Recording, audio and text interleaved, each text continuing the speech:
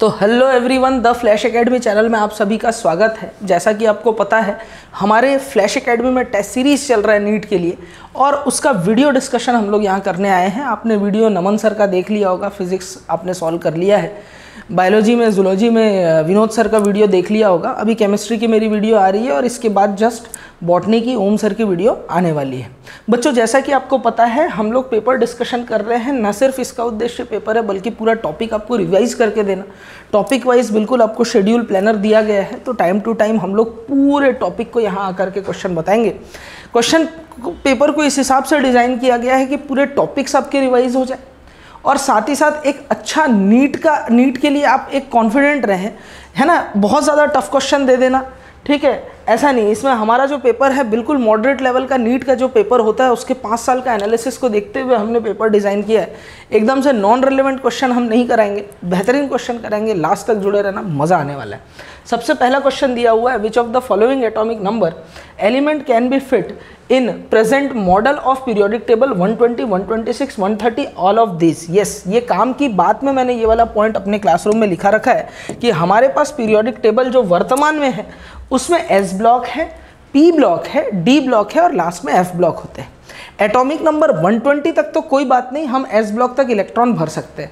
लेकिन जैसे ही 121th element की डिस्कवरी अगर हो गई तो पीरियोडिक टेबल में जी सबशेल की एंट्री हो जाएगी और पीरियोडिक टेबल में नए ब्लॉक बनाना पड़ेगा जिसको बोला जाएगा जी ब्लॉक। ठीक है, तो आंसर डंके की चोट पे हमारे पास में जाने वाला है 120, यानी कि आंसर जाएगा ए। बड़ा सिंपल क्वेश्चन था।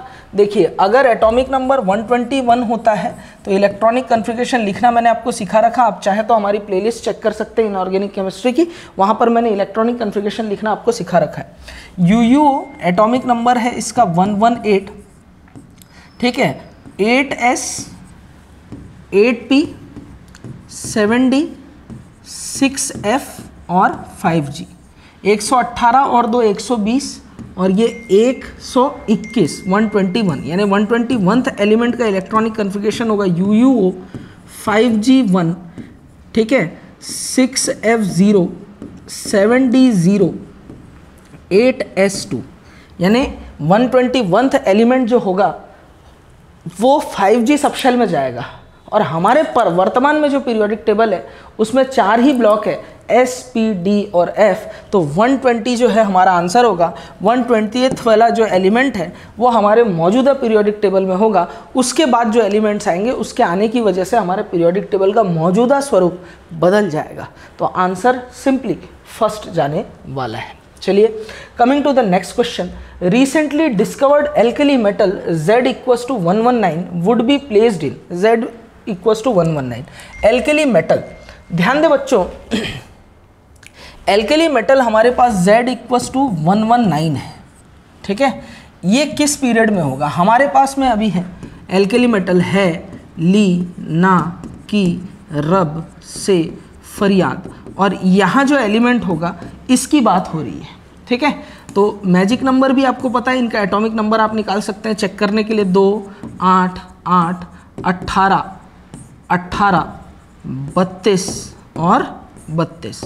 टोटल कीजिए, 2 और 1 3, 8 और 3 11, 11 और 8 19, 19 और 18 18 दूनी 36 और 1 37, 37 और 18 55 और 55 और 32 होगा 87 और 87 और 32 होगा 119। यानी जो Z एलिमेंट, ये जो नया एलिमेंट है वो यहाँ पे प्लेस्ड है।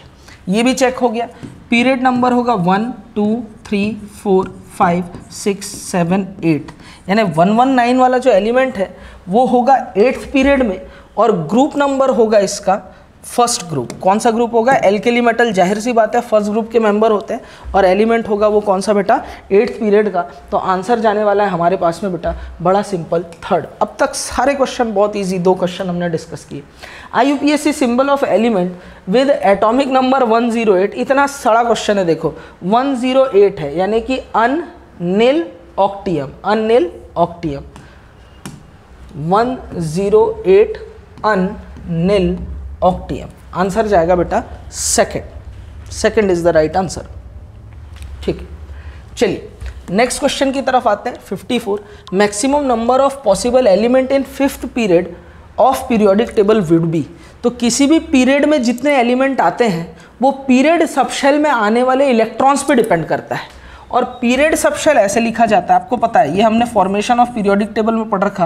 Period subshell is equal to ये कौन सा है 5 है, तो 5th पीरियड में कैसे लिखूंगा मैं, पीरियड सबशेल कैसे लिखूंगा 5s, दूर जाकर के 5p, अंदर होगा 4d, अंदर होगा 3f, अंदर होगा 2g, 2g एग्जिस्ट नहीं करता, 3f एग्जिस्ट नहीं करता है ना, 4d करता है 2, 4d में आएंगे 10, 5p में आएंगे 6। टोटल इलेक्ट्रॉन गिन लो कितने हो रहे हैं, 10 और 6 16 और 2 18 इलेक्ट्रॉन, यानी 5th पीरियड में एलिमेंट कितने होंगे, तो 18 एलिमेंट्स हमारे पास में होंगे 5th पीरियड में। तो थर्ड जो आंसर है वो हमारा करेक्ट आंसर होगा। बढ़ते हैं अगले क्वेश्चन की तरफ। अगला क्वेश्चन भी बड़ा सिंपल है, देखते हैं अगला क्वेश्चन क्या है। नेक्स्ट 55 है, विच of the following element is a transition element. अब देखो कितना खतरनाक और खूबसूरत क्वेश्चन है। ट्रांजिशन एलिमेंट कौन नहीं है, ये एनसीईआरटी ने D and F block chapter में 3 बार बता रखा और पीरियोडिक क्लासिफिकेशन में 1 बार बता रखा, यानी कोई लाइन एनसीईआरटी में 4 बार रिपीट हो रही है। तो हमारे लिए तो वो बहुत इंपॉर्टेंट है। और वो 4 बात क्या है, बोर भाई साहब ने जो क्लासीफाई किया था एलिमेंट्स को, सबसे पहले नोबल गैस जिनमें आउटर मोस्ट शेल इनकम्प्लीट हो, फिर नॉर्मल और रिप्रेजेंटेटिव एलिमेंट जिनमें आउटर मोस्ट शेल कंप्लीट तो noble gas, outermost shell incomplete तो नॉर्मल और representative element, outermost shell innermost shell in ionic form और elemental state incomplete, तो वो ट्रांजिशन एलिमेंट होगा। और outermost shell, innermost shell, inter innermost shell incomplete, तो वो inner transition element होगा। और मैंने आपको बार बार क्लासरूम में ये बता रखा, zinc, cadmium, mercury, UUB, they are not transition element. ये ट्रांजिशन एलिमेंट कहाँ गया, हाँ ये रहा, they are not transition element.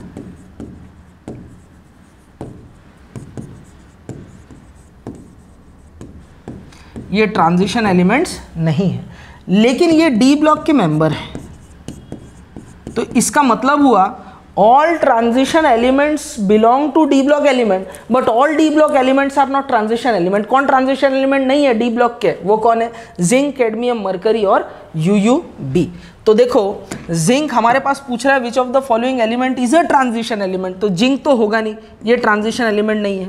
ठीक है, लॉरेंशियम ये हमारे पास इनर ट्रांजिशन एलिमेंट होता है, ये भी नहीं होगा। तो आंसर जाएगा फर्स्ट सिल्वर। अब सिल्वर के लिए क्या होता है ना, बच्चे कंफ्यूज होते हैं, zinc, cadmium, mercury inner transition element क्यों नहीं है। इनका इलेक्ट्रॉनिक कन्फिगरेशन लिखूंगा तो N-1 S2 P6 D10 और NS में 2 इलेक्ट्रॉन है, तो ये वाला शेल इनका कंप्लीट मिल रहा है।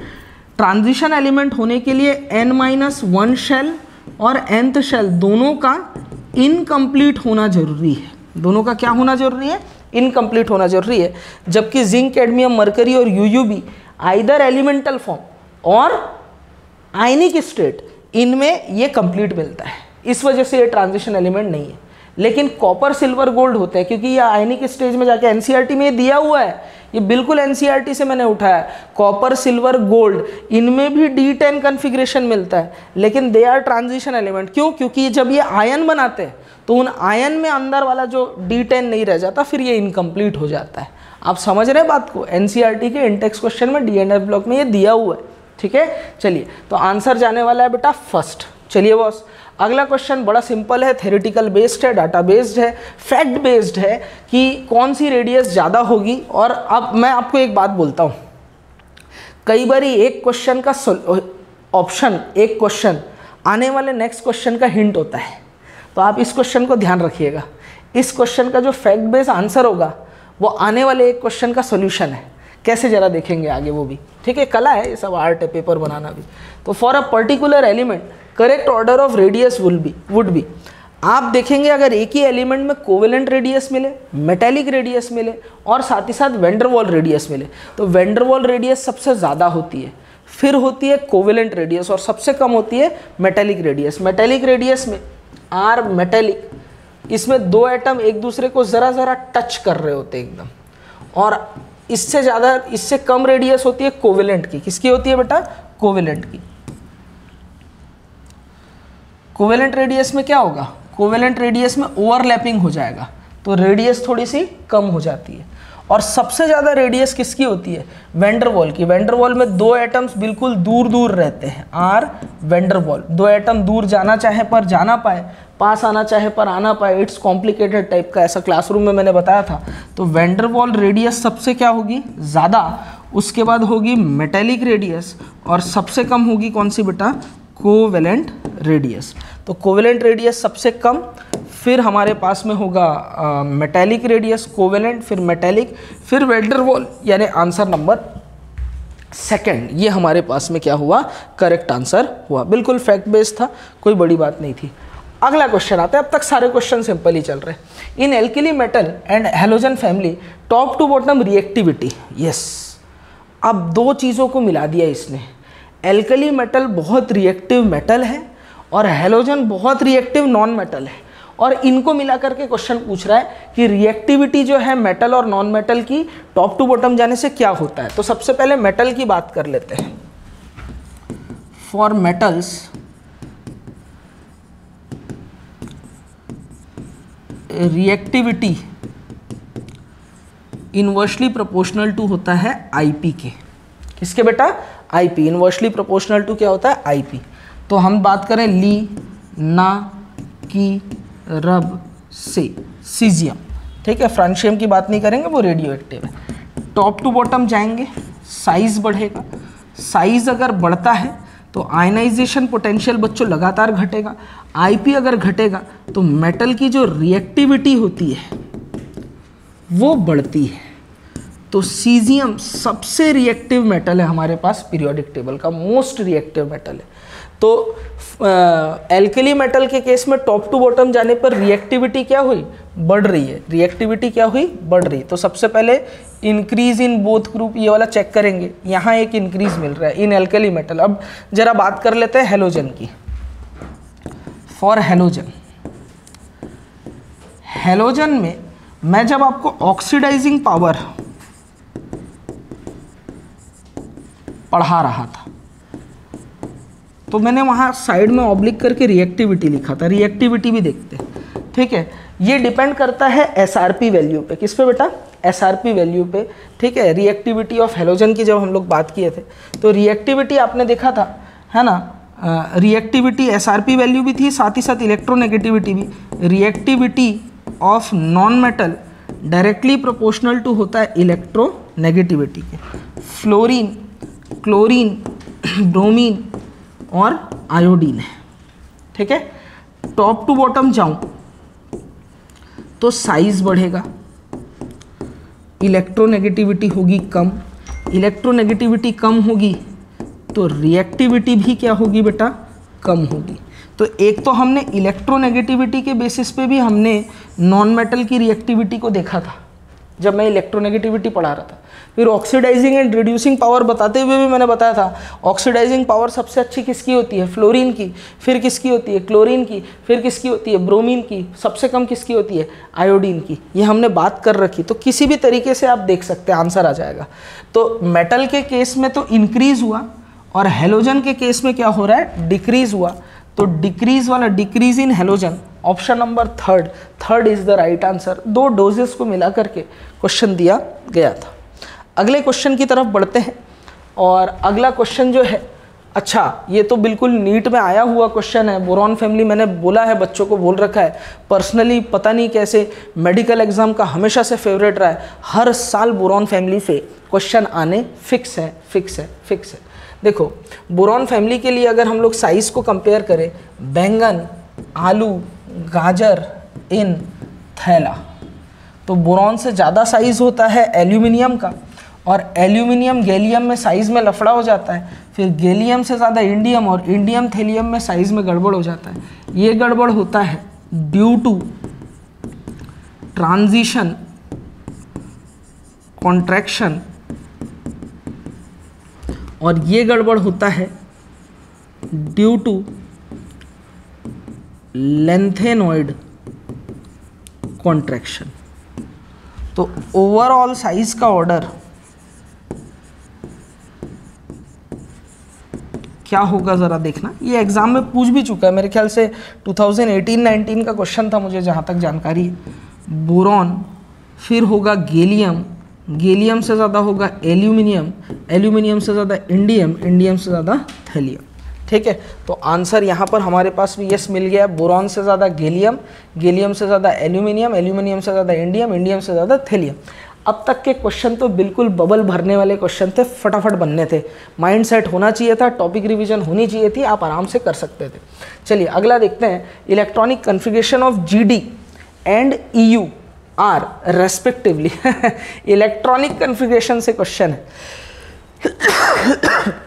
माफ़ करना, तबीयत कुछ दिनों से बड़ी ख़राब चल रही है, गला थोड़ा सा ख़राब है, लेकिन फिर भी गौर से देखेंगे GD का जो एटॉमिक नंबर है 64 है। जब इसका इलेक्ट्रॉनिक कन्फिगरेशन लिखूंगा तो कैसे लिखूंगा, जेनॉन 54।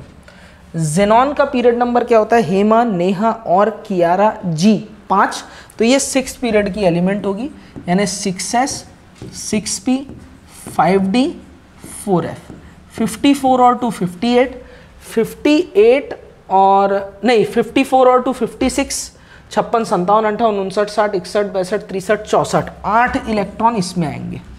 होना चाहिए था GD का electronic configuration xenon 54 4f8 5d0 6s2, लेकिन exceptionally due to D5 half filled stability एक इलेक्ट्रॉन छपाक से जम करके इधर पहुंच जाता है, और एक्सेप्शनली जो एक्चुअल कन्फिगरेशन GD का मिलता है, ये मैंने पूरे एक्सेप्शंस ऑफ इलेक्ट्रॉनिक कन्फिगरेशन बता रखे हैं भैया, मैं बार बार बोल रहा हूँ, ये हो जाएगा जेनॉन 54 4f7 5d1 6s2, ये GD का कन्फिगरेशन होगा। GD के जस्ट बाद होता है EU, तो EU का कन्फिगरेशन कैसा होगा, EU का एटॉमिक नंबर देखो कितना है ना, 63 है, जस्ट बाद नहीं पहले 63, तो EU कैसे होगा, जेनॉन भरूंगा, फिर यहाँ 6s, यहाँ 6p 5d 4f, 54 और 2 हो गया 56, और 56 56 57 58 59 60 61 62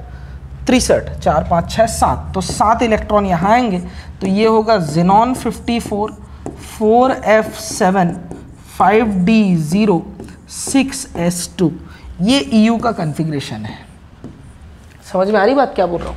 तो देखो मैच करके देख लो, यहाँ पर क्या है, GD का क्या होगा 4f7 5d1 6s2, और EU का होगा 4f7 5d0, यहाँ हटा दिया है, नहीं लिखा है, 0 था तो, और 6s2, तो आंसर हो जाएगा फर्स्ट।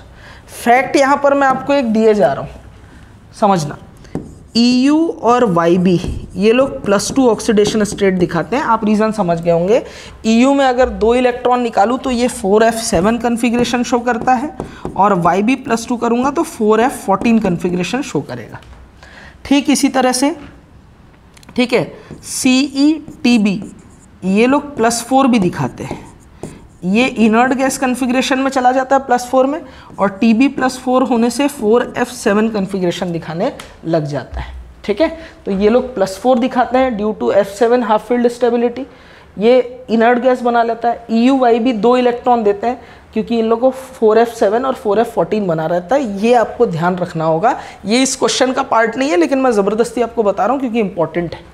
ये देख लीजिए, ये कन्फिग्रेशन हमने देख लिया। F ब्लॉक का जहाँ मैं इलेक्ट्रॉनिक कन्फिग्रेशन करा रहा था वहाँ आपको बताया गया।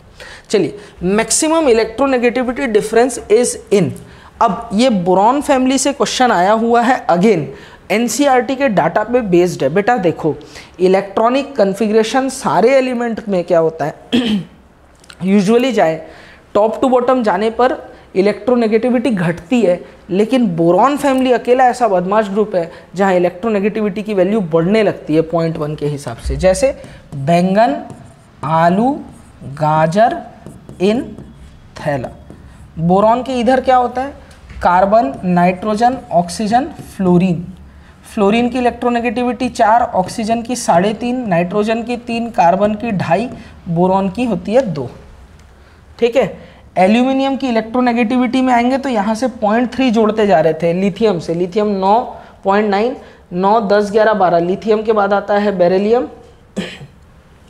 यहाँ लिथियम, ये बेरिलियम है ना, ये सोडियम, ये मैग्नीशियम है।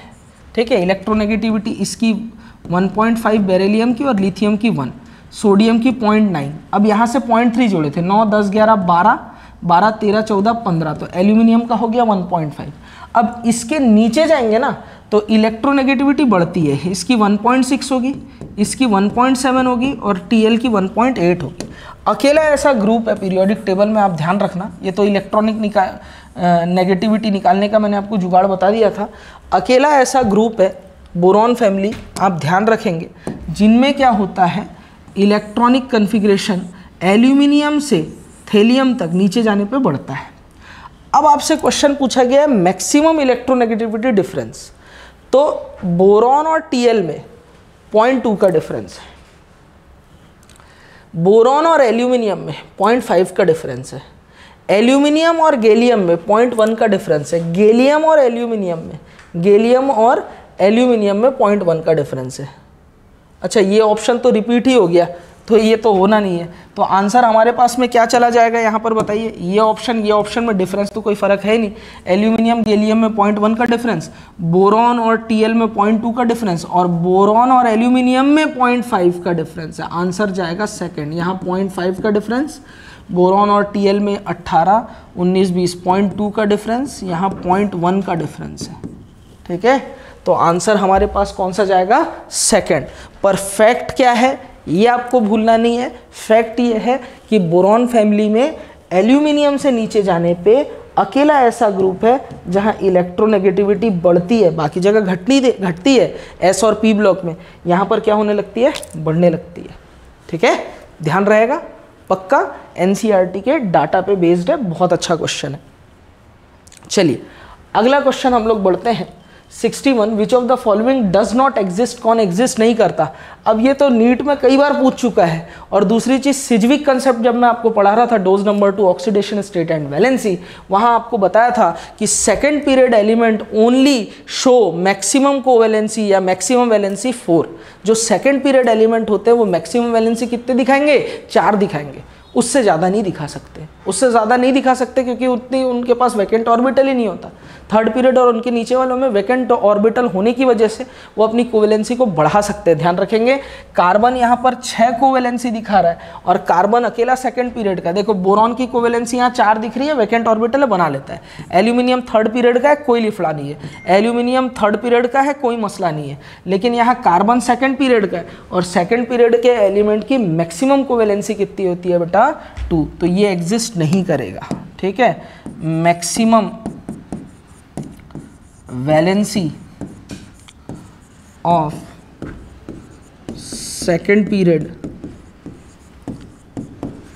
एलिमेंट्स, ये कितना होता है, 4 होता है, जबकि यहाँ पर CF6-2 कोवेलेंसी 6 दिख रही है, ये पॉसिबल नहीं है। ठीक है, एग्जिस्ट नहीं करेगा।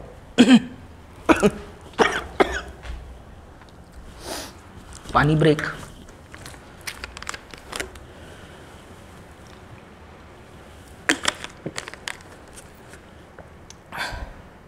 और बोतल नहीं है राहुल सर?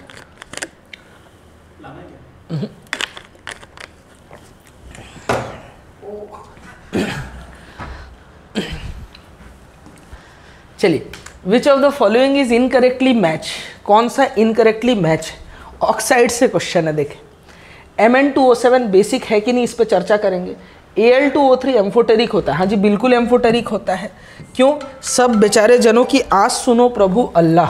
ये जो हमारे पास एलिमेंट्स होते हैं इनके ऑक्साइड किस नेचर के होते हैं, एम्फोटेरिक नेचर के होते हैं। बिल्कुल सही, नॉन मेटल उसका ऑक्साइड एसिडिक है ना, N2O, NO, CO, H2O neutral, बिल्कुल तीनों करेक्ट है। आंसर इनकरेक्ट जो होगा वो फर्स्ट होगा, मैंने आपको बता रखा है, आपको याद होगा MnO, MnO2, Mn2O7 +2 +4 +7। Positive oxidation state अगर बढ़ता है तो इलेक्ट्रोनेगेटिविटी बढ़ती है, जिस वजह से एसिडिक कैरेक्टर बढ़ता है। MnO मेनली बेसिक नेचर का होता है, MnO2 एम्फोटेरिक नेचर का होता है और Mn2O7 एसिडिक नेचर का होता है। तो Mn2O7 यहाँ बेसिक दिया है तो वो गलत है। आंसर जाएगा हमारे पास में कौन सा बेटा, फर्स्ट। चलिए अगले क्वेश्चन की तरफ हम लोग बढ़ रहे हैं, फटाफट चलते जा रहे हैं, इजी क्वेश्चन है। ठीक है, फिर correct order of non metallic character is, non metallic character देखो, non metallic character directly proportional to होता है इलेक्ट्रोनेगेटिविटी के। तो आपको इलेक्ट्रोनेगेटिविटी की वैल्यू पता होनी चाहिए। Boron, carbon, silicon, nitrogen, fluorine. Fluorine है, फ्लोरीन की इधर होता है ऑक्सीजन, नाइट्रोजन, फिर यहाँ पर क्या होता है बोरॉन, कार्बन, नाइट्रोजन और कार्बन के नीचे सिलिकॉन, ठीक है। बोरॉन के नीचे एल्यूमिनियम, है ना। अभी हमने देखा था इसका होता है 1.5, 15, 16, 17, 18, इसका 1.8 होगा। फ्लोरीन का 4, ऑक्सीजन 3.5, नाइट्रोजन का होगा 3, कार्बन का 2.5 और बोरॉन का होगा 2। हमारे काम के क्या क्या दिए हुए हैं उनको रखते हैं, बाकी उड़ा देते हैं। उड़ाएंगे किसको? बोरॉन दिया हुआ है, कार्बन दिया है, सिलिकॉन दिया है, एल्यूमिनियम नहीं दिया है, नाइट्रोजन दिया है, ऑक्सीजन नहीं दिया है। अब इलेक्ट्रोनेगेटिविटी के बेसिस पे नॉन मेटेलिक कैरेक्टर को जमा दो। और क्या, सबसे ज़्यादा किसका होगा? फ्लोरीन, फिर कौन होगा? नाइट्रोजन, फिर कौन होगा? कार्बन, फिर कौन होगा? बोरॉन, सबसे कम होगा सिलिकॉन। तो आंसर मैच कर लीजिए, देखो fluorine, nitrogen, carbon, boron, silicon, answer जाएगा third. Third is the right answer. बिल्कुल इजी क्वेश्चन था, देख लो। इलेक्ट्रोनेगेटिविटी वैल्यू पता होनी चाहिए थी। चलिए, सारे क्वेश्चन इजी ही चल रहे। According to oxidising power, correct order of chemical reactivity would be. अब केमिकल रिएक्टिविटी, ऑक्सीडाइजिंग पावर जो है,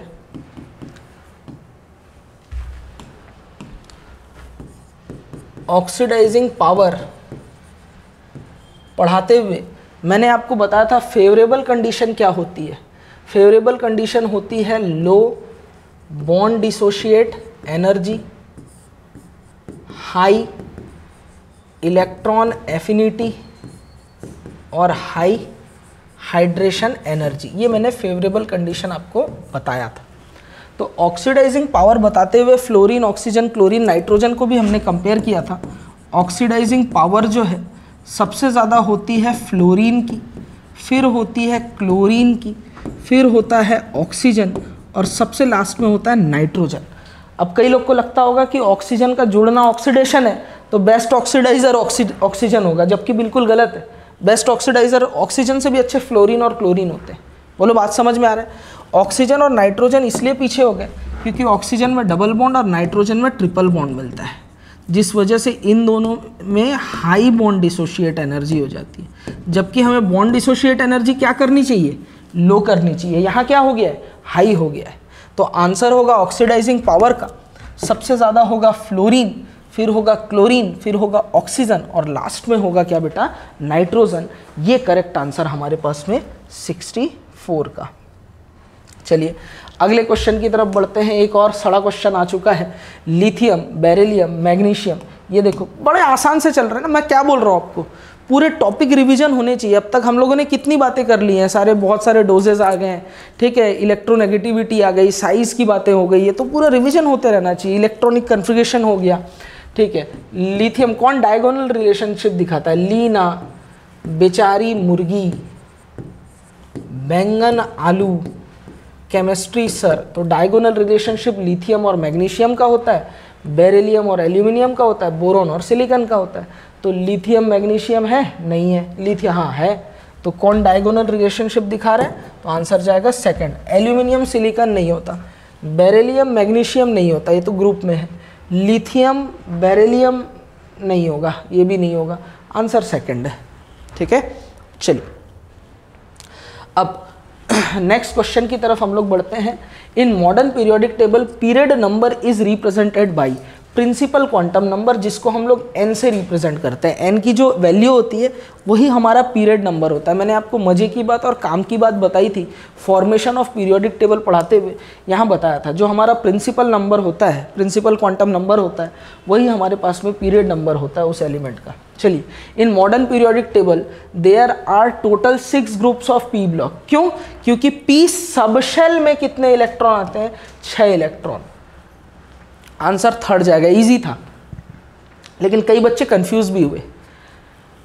जस्ट ऊपर क्वेश्चन है P orbital can accommodate 6 electron दिख रहा है, ऑर्बिटल में खेल गया वो। देखो orbital S P D F कोई भी हो, सब में 2 इलेक्ट्रॉन आते हैं, 6 कभी नहीं आएंगे। सब में ऑर्बिटल बोला तो कितने इलेक्ट्रॉन आएंगे? 2 इलेक्ट्रॉन आएंगे। समझ में आ रही बात? तो शेल, सबशेल और ऑर्बिटल का कंसेप्ट से ये क्वेश्चन था। तो 1p subshell can field by 6 electron. तो इस वजह से क्या होता है बेटा, हमारे पास मॉडर्न पीरियोडिक टेबल में p ब्लॉक में 6 ग्रुप है। 68 क्वेश्चन में आ जाते हैं। Correct order of strength would be, ठीक है। तो देखो सबसे पहले हमें बेसिक स्ट्रेंथ देखना है। लिथियम, सोडियम और सीजियम है, ली, ना और सीजियम। तो बेस की तरफ जाते हैं तो बेसिक नेचर बढ़ता है। तो पहला वाला तो करेक्ट है, बिल्कुल पहला वाला तो ऑप्शन बिल्कुल करेक्ट है। फिर भी बाकी चेक कर लेते हैं, ये मैंने बता रखा है आपको, है ना, एसिडिक एंड बेसिक नेचर में डिटेल में। दूसरा सिलिकॉन, फॉस्फोरस, सल्फर, क्लोरीन। आगे की तरफ जाएंगे तो एसिडिक नेचर बढ़ता है, यहाँ घटता हुआ दिखा रहा है, इसलिए ये ऑर्डर बिल्कुल गलत है। HClO, HClO2, HClO3, HClO4, ये भी प्रीवियस ईयर में पूछा गया है, ठीक है। HClO, HClO2, HClO3, HClO4। अब गौर से देखना, ऑक्सीडेशन स्टेट +1, +3, +5, +7 है। तो पॉजिटिव ऑक्सीडेशन स्टेट अगर बढ़ता है ना तो इलेक्ट्रोनेगेटिविटी बढ़ती है, तो एसिडिक नेचर भी बढ़ता है, एसिडिक नेचर लगातार बढ़ेगा। यहाँ घटता हुआ दिखा रहा है, जो कि बिल्कुल गलत है। फोर्थ वाले ऑप्शन में एसिडिक नेचर का एक्सेप्शन होता है, ये मैंने आपको बता रखा है। H3PO2 का सबसे ज़्यादा एसिडिक नेचर, फिर H3PO3, फिर H3PO4 होता है। ये गलत दिया हुआ है, उल्टा ऑर्डर होता है। ये एक्सेप्शन में मैंने आपको बताया था, ठीक है। एसिडिक नेचर H3PO2 का हमने इसको कंपेयर किया था pK वैल्यू के बेसिस पे भी, फिर H3PO3, फिर होता है H3PO4। तो आंसर हमारे पास करेक्ट कौन सा होगा? फर्स्ट होगा। चलिए अगला आते हैं, इनकरेक्ट स्टेटमेंट इज, कौन सा स्टेटमेंट इनकरेक्ट है? तो एटॉमिक साइज स्क्रीनिंग इफेक्ट के डायरेक्ट प्रोपोर्शन। स्क्रीनिंग इफेक्ट यानी सिग्मा, सिग्मा यानी रिपल्शन। सिग्मा जितना ज़्यादा होगा इलेक्ट्रॉन दूर जाएगा, रेडियस बढ़ जाएगी। एटॉमिक साइज बॉन्ड ऑर्डर के इन्वर्स प्रोपोर्शन। जाहिर सी बात है, मैंने बताया था बॉन्ड ऑर्डर बढ़ेगा तो बॉन्ड लेंथ कम, बॉन्ड लेंथ कम तो एटम का साइज कम। इन्वर्स प्रोपोर्शन है, बिल्कुल करेक्ट है। एटॉमिक साइज नेगेटिव चार्ज के डायरेक्ट प्रोपोर्शन है, बिल्कुल सही बात है। आइसो इलेक्ट्रॉनिक स्पीशीज के लिए atomic size directly proportional to minus charge, inversely proportional to positive charge. जितना ज़्यादा नेगेटिव चार्ज रहेगा उतना बड़ा रेडियस होगा, ये भी करेक्ट है। तो इनकरेक्ट होगा फर्स्ट। जेड इफेक्टिव ज़्यादा होगा तो न्यूक्लियस इलेक्ट्रॉन को अट्रैक्ट करेगा, अट्रैक्ट करेगा तो रेडियस क्या हो जाएगी? कम। इनवर्स रिलेशन होता है, यहाँ पे तो डायरेक्ट दिया हुआ है, गलत है, ठीक है। The electron affinity of beryllium is similar to, yes. अब बच्चा तुरंत यहाँ इलेक्ट्रॉन एफिनिटी का ऑर्डर बनाने लग जाता है। लेकिन बच्चों एक चीज़ ध्यान रखना, मैंने पढ़ाते हुए अपने क्लासरूम में बताया था, इलेक्ट्रो एफिनिटी हमेशा एक्सोथर्मिक होती है, ठीक है। लेकिन है ना, इनर्ट गैस, सेकेंड ए और नाइट्रोजन, इनमें एंडोथर्मिक होने की वजह से इन तीनों का ईए क्या माना जाता है? ज़ीरो कंसीडर किया जाता है। क्या कंसीडर किया जाता है? ज़ीरो। इसीलिए ट्रेंड बनाते हुए उनको छांट करके अलग कर लेते हैं। तो बेरिलियम जो होता है वो सेकेंड ए का मेंबर है, बेरिलियम से, है ना। तो बेरिलियम का किससे मैच होगा? इनर्ट गैस से। इनर्ट गैस कौन है यहाँ पर? हीलियम से सिमिलर है। तो हमारे पास में क्या होगा आंसर? हीलियम। तो ये तो केमिस्ट्री का कुछ क्वेश्चन हमने अभी देख लिए। चलिए आगे के क्वेश्चन मैं चाहूँगा राहुल सर आपसे डिस्कस करें। Thank you very much.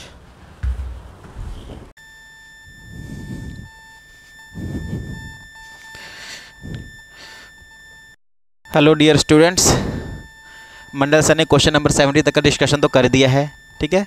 और रात के लगभग रात के 1:45 बज रहे हैं, तो मंडल सर अब जाएंगे थोड़ा रिलैक्स करने के लिए। आगे के क्वेश्चन का डिस्कशन मैं करने वाला हूं, ठीक है। चलिए तो जल्दी जल्दी करते हैं। Question number 71, atomic radii of fluorine and in angstrom units are given by, ठीक है। यहाँ पे देखिए इस टाइप के क्वेश्चन आपको कई बार पूछे जाते हैं जिसमें डाटा कुछ नहीं दिए रहते सिर्फ नाम, ठीक है। तो बस आपको कंपेयर करके सॉल्व करना रहता है, ठीक है। चलिए देखते हैं कौन कौन सा एटम दिया हुआ है। एक दिया आपका नियॉन और दूसरा फ्लोरीन, ठीक है। नियॉन क्या है? इनर्ट गैस है। नियॉन इज इनर्ट गैस, और इनर्ट गैसेस में रेडियस होता है van der Waals radius. Question number 56 में मंडल सर ने बताया होगा सबसे ज़्यादा रेडियस होती है वॉन्डर वॉल रेडियस की, उससे कम होती है मेटेलिक रेडियस की, उससे कम होती है कोवेलेंट रेडियस की। ठीक है, तो इनर्ट गैसेस में होते हैं वॉन्डर वॉल रेडियस, इसके जो रेडियस होगा नियॉन का वो ज़्यादा होगा फ्लोरीन से। एक ही ऑप्शन ऐसा होगा जिसमें नियॉन का रेडियस फ्लोरीन से ज़्यादा है। देखिए फ्लोरीन एंड नियॉन। फ्लोरीन देखिए यहाँ पे दिया फर्स्ट ऑप्शन 0.72 एंड 1.6 एंगस्ट्रॉम। सबसे पहले फ्लोरीन का कितना दिया 0.72 ऑप्शन नंबर फर्स्ट के अकॉर्डिंग, एंड नियॉन के लिए दिया 1.6। ठीक है, तो 1.6 is greater than 0.72 angstrom. Clear है, तो आपका पहला ही ऑप्शन करेक्ट हो गया है। बात समझ में आया क्या? ठीक है, इनर्ट गैसेस जो रहती हैं उनमें वॉन्डर वॉल रेडियस होता है, इसीलिए जो किसी भी पीरियड गैसेस का एटॉमिक साइज सबसे बड़ा होता है, सबसे लार्जर होता है। क्लियर है। अब बाकी सेकंड ऑप्शन देखिए 1.6 हो ही नहीं सकता बराबर, 0.72 हो ही नहीं सकता बराबर, अगेन नन ऑफ दिस तो हो ही नहीं सकता। ठीक है, चलिए आगे बढ़ते हैं। क्वेश्चन नंबर 72 देखते हैं। Which of the following order of given properties is incorrect? Option number first is given, option number first the atomic size. तो आपको पता है एटॉमिक साइज किसी भी ग्रुप में टॉप टू बॉटम जब जाते हैं तो साइज इंक्रीज होता है। तो यहाँ पे ऑर्डर दिया हुआ है lithium, sodium, potassium, top to bottom जा रहे हैं तो साइज इंक्रीज होगा। This order this property is correct. हमें क्या पूछा है? इनकरेक्ट। जब भी इनकरेक्ट करेक्ट पूछता है उसको आप हाईलाइट कर लेना अपने पेन से। ठीक है, सेकेंड चीज़ दी हुआ है डेंसिटी। डेंसिटी के बारे में बात करेंगे, ये आपके एनसीईआरटी में दिया हुआ है। जब आप पीरियोडिक क्लासिफिकेशन की एनसीईआरटी पढ़ेंगे वहाँ पे फर्स्ट ए ग्रुप के मेटल्स के बारे में जो जानकारी दी हुई है वहाँ पे आपको डेंसिटी के बारे में पढ़ने को मिलेगा। ठीक है, डेंसिटी का ऑर्डर जो होता है लिथियम से ज़्यादा पोटेशियम, से ज़्यादा सोडियम, से ज़्यादा रुबिडियम, सीजियम।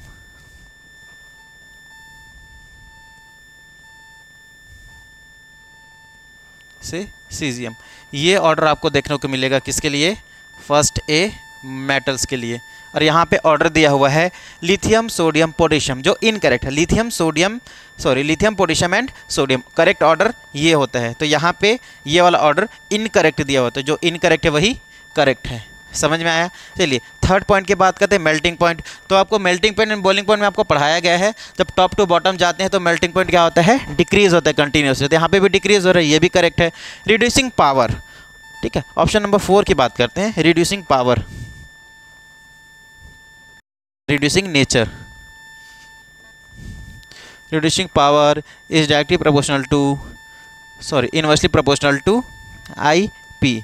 ठीक है, टॉप टू बॉटम जाते हैं तो आयनाइजेशन पोटेंशियल क्या होती है? डिक्रीज होती है। आयनाइजेशन पोटेंशियल जब डिक्रीज होगी तो रिड्यूसिंग पावर भी इंक्रीज होगा। बात समझ में आया? चलिए, तो ऑप्शन आपका जाएगा नंबर सेकंड, डेंसिटी का ऑर्डर ये रहेगा करेक्ट। क्लियर है? चलिए आगे बढ़ते हैं नेक्स्ट स्लाइड की तरफ। हाँ, विच of the following is most acidic in nature? यहाँ पे फॉस्फोरस के ऑक्सी एसिड्स दिए हुए हैं। ठीक है, इस टाइप का जब भी ऑक्सी एसिड दिया रहता है तो आपको उसके ऑक्सीडेशन नंबर से उसकी क्या बोलना चाहिए, एसिडिक नेचर निकाल सकते हैं, बट ये एक्सेप्शन केस है। ठीक है, इसमें देखिए फर्स्ट दिया हुआ है H3PO2, then H3PO3, then H3PO4। ये तीनों चीज़ें दी हुई हैं, तीनों को मैं स्ट्रक्चर बना रहा हूँ। ठीक है, पहले स्ट्रक्चर बनाने का रीज़न है मेरा, मैं बता रहा हूँ आपको। P double bond O, OH, H, H, इसका स्ट्रक्चर बनेगा H3PO3 का। Phosphorus double bond O, OH, H। ठीक है, इसका स्ट्रक्चर बनेगा phosphorus triple bond double bond O, OH, OH, OH। ठीक है, तो इस ऑक्सी एसिड में देखिए नंबर ऑफ OH जितना इंक्रीज होगा उसका एसिडिक नेचर उतना ही कम होगा। बात समझ में आया? तो देखिए यहाँ पे कितने OH है, यहाँ पे सिर्फ एक ही OH है, यहाँ पे 2 OH है, यहाँ पे 1 2 3 OH हैं। तो नंबर ऑफ OH इंक्रीज होने से एसिडिक नेचर कम होती है। तो यहाँ पे ऑर्डर रहेगा इन लोग का ये। तो सबसे ज़्यादा एसिडिक कौन हुआ? H3PO2। बोलो समझ में आया क्या? ये एक्सेप्शनल केस मंडल सर ने आपको कॉपी में कराया होगा। क्लियर है? चलिए आगे बढ़ते हैं। Which of the following property decreasing on moving down a group? First है acidic nature of HX where X is halogen. First चीज़ दिया हुआ है acidic nature of HX। X यहाँ पे क्या है? हैलोजन है। हैलोजन मतलब नॉन मेटल। नॉन मेटल के हाइड्राइड के लिए एसिडिक नेचर का पीरियोडिसिटी कैसी होती है आपको पता होगा। जब लेफ़्ट टू राइट मूव करते हैं तो क्या इंक्रीज़ होता है? एसिडिक नेचर इंक्रीज़ होता है। एंड टॉप टू बॉटम आते हैं तो एसिडिक नेचर इंक्रीज़ होता है। दोनों साइड इंक्रीज़ होता है। किसके लिए? नॉन मेटल हाइड्राइड के लिए। क्लियर है? तो विच of the following property decrease on moving down group? ठीक है, तो टॉप टू बॉटम आएंगे तो क्या इंक्रीज होगा? Acidic nature. यहाँ पे डिक्रीज पूछा है तो फर्स्ट ऑप्शन नहीं होगा। सेकंड चीज basic nature of M2O3 where M is equal to 13th group element. 13th group element बोलने का मतलब क्या है यहाँ पे? ठीक है, कोई भी हो। ठीक है, नॉन मेटल हाइड्राइड के लिए ये नेचर होता है। फिर oxides, hydroxides, oxy acids and metal hydride के लिए क्या ट्रेंड था? उनके लिए था किसके लिए मैं बता रहा हूँ। ठीक है, सबसे पहले कोई भी ऑक्साइड हो या कोई भी हाइड्रोक्साइड हो, ठीक है, या हो मेटल हाइड्राइड या हो ऑक्सी एसिड। इन चारों चीज़ों के लिए ठीक है लेफ़्ट टू राइट जाएंगे तो इंक्रीज होगा acidic nature, but top to bottom base की तरफ जाएंगे तो बेसिक नेचर इंक्रीज होगा।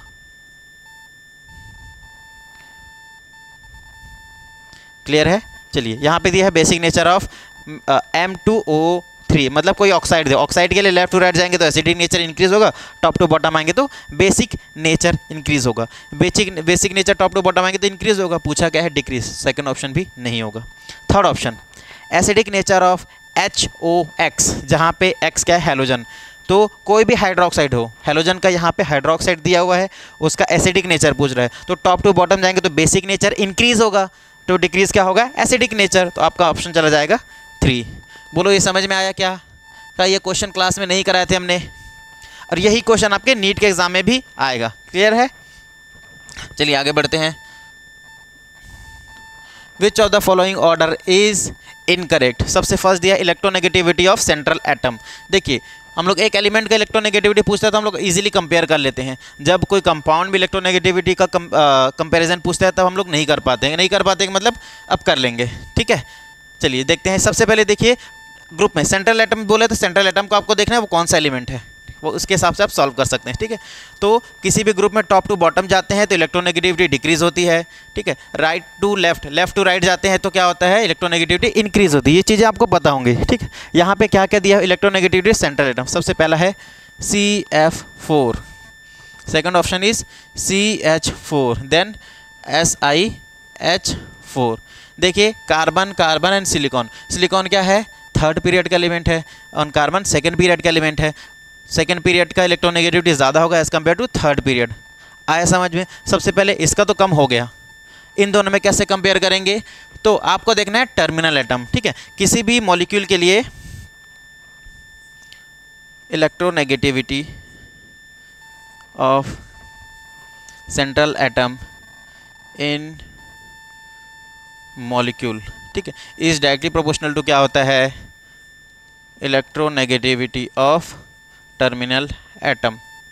क्लियर है? तो यहाँ पे टर्मिनल एटम की इलेक्ट्रोनेगेटिविटी जिसकी ज़्यादा होगी उस मॉलिक्यूल के सेंट्रल एटम की इलेक्ट्रोनेगेटिविटी ज़्यादा होगी। मेरी बात समझ में आई आपको? ठीक है, चलिए तो देखते हैं। यहाँ पे देखिए कार्बन और कार्बन तो सेम है। फ्लोरीन की इलेक्ट्रोनेगेटिविटी ज़्यादा होती है या हाइड्रोजन की कम होती है? अच्छा, फ्लोरीन की ज़्यादा होती है। चलिए तो यहाँ पे देखिए ये इसकी इलेक्ट्रोनेगेटिविटी CF4 की ज़्यादा, CH4 उसके बाद SiH4। तो फर्स्ट ऑर्डर तो करेक्ट दिया हुआ है। सेकंड हाइड्रेशन एनर्जी, तो हाइड्रेशन एनर्जी के बारे में आपको पता होगा। Hydration energy is directly proportional to क्या होता है, चार्ज अपॉन रेडियस। इस फॉर्मूला को मैं और ओपन करना चाहूँ तो क्या लिख सकता हूँ, charge of cation into charge of anion upon radius of cation plus radius of anion. ये होता है हाइड्रेशन एनर्जी का फॉर्मूला। ठीक है, यहाँ पे चार्ज देखिए +3 +2। सबसे पहले देखिए जिस पे जितना ज़्यादा चार्ज होगा वो उतना ही ज़्यादा उसकी हाइड्रेशन एनर्जी होगी। यहाँ पे +3 है, +2 है, +2 +1 है। क्लियर है, तो चार्ज के हिसाब से तो करेक्ट है।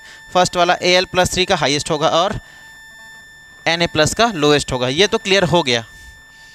अब देखिए बेरिलियम में +2 है और मैग्नीशियम में भी +2 है। यहाँ पे कैसे कंपेयर करेंगे, कैसे कंपैरिजन करेंगे। ठीक है, फिर सबसे पहले आपको देखना है क्या, चार्ज। अब चार्ज सेम हो जाए तो आपको देखना है रेडियस, और आपको पता होगा बेरिलियम की रेडियस कम होती है एज़ कम्पेयर टू मैग्नीशियम, तो जिसका रेडियस कम होगा उसका हाइड्रेशन एनर्जी ज़्यादा होगी। तो ये वाला ऑर्डर भी करेक्ट दिया हुआ है। हमें क्या पूछा है, इनकरेक्ट।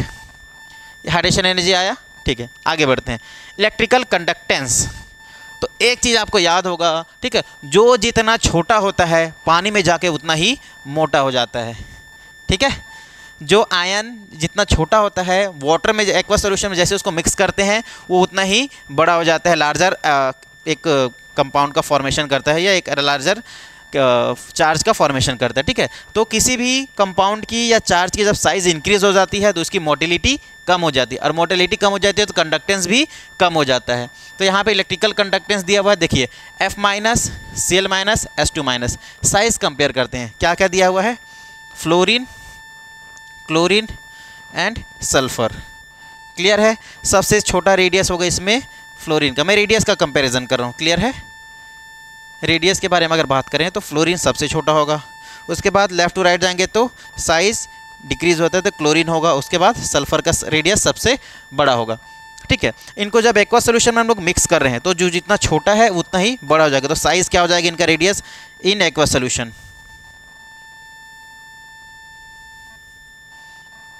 इन एक्वा सोल्यूशन इनका रेडियस हो जाएगा फ्लोरीन माइनस का रेडियस सबसे ज़्यादा, then chlorine minus, then sulphur -2। ये बात समझ में आया क्या। ठीक है, तो ये साइज़ का देखिए, जिसका जितना ज़्यादा रेडियस होता है उसकी कंडक्टिविटी उतनी ही कम हो जाती है, क्योंकि साइज़ बहुत ज़्यादा इंक्रीज़ हो जाता है। साइज़ इंक्रीज़ होता है तो मोटिलिटी कम हो जाती है। ये बात मैंने आपको पहले भी बोली हुई है, अभी भी बोल रहा हूँ। ठीक है, ये है रेडियस का ऑर्डर। अब देखते हैं कंडक्टिविटी का ऑर्डर क्या रहेगा।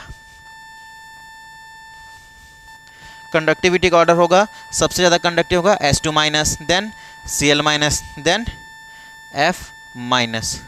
क्लियर है, तो आपका आंसर जाएगा थर्ड। और जो इनकरेक्ट, क्योंकि यहाँ पे ऑर्डर दिया हुआ है F-, Cl-, सल्फ़र -2 है ना, हमारा करेक्ट ऑर्डर ये होगा, और जो इनकरेक्ट है वही करेक्ट है। मैग्नेटिक मूवमेंट की बात करें, मैग्नेटिक मूवमेंट आपको पता होगा क्या होता है ना।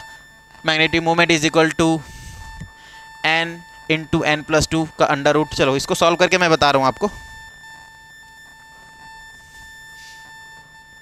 मैग्नेटिक मोमेंट की बात करते हैं तो सबसे पहले दिया हुआ है निकिल +4, वेनेडियम +4 और स्ट्रोंटियम +2।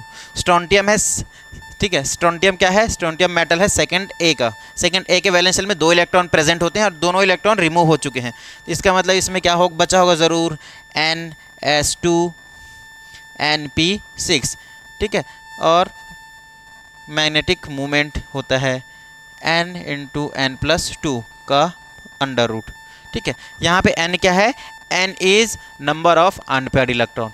तो यहाँ पे स्ट्रोंटियम में तो अनपेयर्ड इलेक्ट्रॉन 0 है, तो इसकी मैग्नेटिक मूवमेंट सबसे कम होगी। निकिल और वेनेडियम में कैलकुलेट करते हैं। निकिल का एटॉमिक नंबर होता है 28। ठीक है, इसको लिख सकते हैं 3d8 4s2। वेनेडियम का होता है 23, इसको लिख सकते हैं 3d3 4s2। यहाँ पे निकिल, ये तो निकिल के लिए है, निकिल +4 के लिए 2 इलेक्ट्रॉन यहाँ से रिमूव होंगे, 2 इलेक्ट्रॉन यहाँ से रिमूव होंगे, तो हो जाएगा ये 3d6। 2 इलेक्ट्रॉन यहाँ से रिमूव होंगे, 1 इलेक्ट्रॉन यहाँ से रिमूव होगा वेनेडियम +4 के लिए,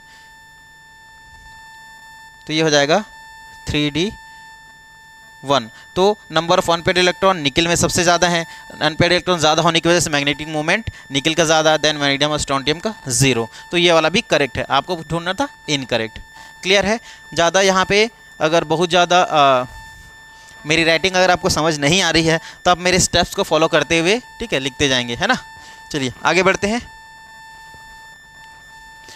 विच of the following species has highest electronegativity.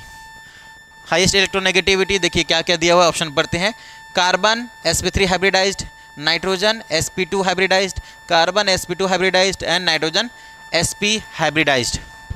Check करते हैं, ठीक है। इलेक्ट्रोनेगेटिविटी सबसे पहले क्या कौन कौन सा एटम दिया हुआ है, एक दिया है carbon and second is nitrogen. तो आपको पता है इलेक्ट्रोनेगेटिविटी का ऑर्डर, ठीक है, नाइट्रोजन की ज़्यादा होती है as compare to carbon. Clear है। अब देखिए यहाँ पे कार्बन तो 2 कार्बन सॉरी नाइट्रोजन 2 दिए हुए हैं, एक नाइट्रोजन दिया है nitrogen sp2 hybridised and nitrogen sp hybridised. तो आपको काम की बात पता होगी, जो मंडल सर ने आपको कॉपी में कराया है, काम की बात वो क्या होती है, electronegativity is directly proportional to percentage of s character. ठीक है, तो s कैरेक्टर सबसे ज़्यादा किस में है, sp में 50% s कैरेक्टर है, यहाँ पे 33% s कैरेक्टर है। क्लियर है। तो यहाँ पे सबसे ज़्यादा इलेक्ट्रोनेगेटिव कौन होगा, नाइट्रोजन sp हाइब्रिडाइज्ड। ठीक है, यहाँ पे s कैरेक्टर कितना है 50%, यहाँ पे s कैरेक्टर है 33.33%। क्लियर है। इसके वजह से आपका आंसर चला जाएगा 4th। ठीक है, चलिए आगे बढ़ते हैं। Which of the following has maximum electron affinity, electronegativity and ionization potential respectively। ठीक है, यहाँ पे आपको कुछ इलेक्ट्रॉनिक कन्फिग्रेशन दिए हुए हैं, आपको कैलकुलेट करना है क्या कि इलेक्ट्रॉन एफिनिटी किसकी ज़्यादा होती है, सेकंड EN इलेक्ट्रोनेगेटिविटी किसकी ज़्यादा होती है, और आयोनाइजेशन पोटेंशियल। तो सबसे पहले देखिए फर्स्ट ऑप्शन है 1s2 2s2 2p6। क्या ये इनर्ट गैस है ना। अब देख लीजिए 1s2 2s2 2p6, 6 2 + 2 4 + 6 क्या हो गया, नियॉन का ये A is neon, neon is inert gas. Clear है। B देख लेते हैं, B क्या दिया हुआ है, 1s2 2s2 2p6 3s2 3p5, 2 और 2 4 और 6 10, 10 और 2 12, 12 और 5 17, 17 किसका एटॉमिक नंबर है, क्लोरीन का है, और क्लोरीन क्या है, हैलोजन है। ठीक है, then 2s2 1s2 2s2 2p5, 5 + 4 9, ये है C = fluorine. And fourth 1s2 2s2 2p6 3s1, ये है sodium, D is sodium. Clear है। चलिए यहाँ पे देखिए मैक्सिमम इलेक्ट्रॉन एफिनिटी पूरे पीरियोडिक टेबल में होती है किसकी, क्लोरीन की। ये बात आपको पता है क्या। तो इलेक्ट्रॉन एफिनिटी क्लोरीन, तो सबसे पहले EA क्या हो जाएगा, B। क्लियर है। आगे देखते हैं इलेक्ट्रोनेगेटिविटी, सबसे ज़्यादा इलेक्ट्रोनेगेटिव एटम है फ्लोरीन। फ्लोरीन कौन है, C इज फ्लोरीन।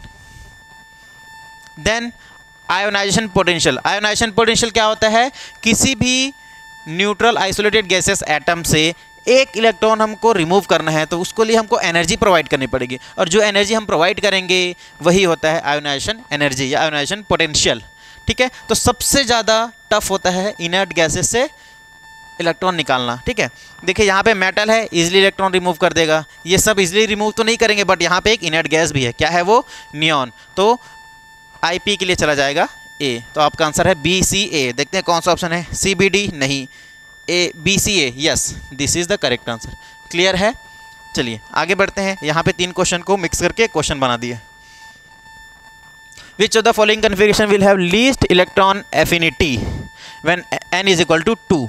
देन यहाँ पे देखते हैं फर्स्ट ऑप्शन में क्या दिया हुआ है, 2s2 2p5। ठीक है, ये है फ्लोरीन के लिए। सेकेंड ऑप्शन दिया हुआ है 2s2 2p2, ये है कार्बन। थर्ड n = 2 दिया है, 2s2 2p3, ये है नाइट्रोजन। एंड फोर्थ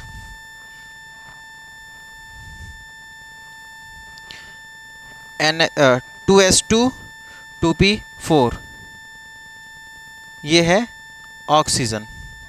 क्लियर है। Fluorine, carbon, nitrogen, oxygen. और क्या पूछ रहे विच of the following configuration will have least electron affinity. तो आपको इलेक्ट्रॉन एफिनिटी के बारे में एक चीज़ पता होगी, ठीक है, कौन कौन सा? Second A metals, nitrogen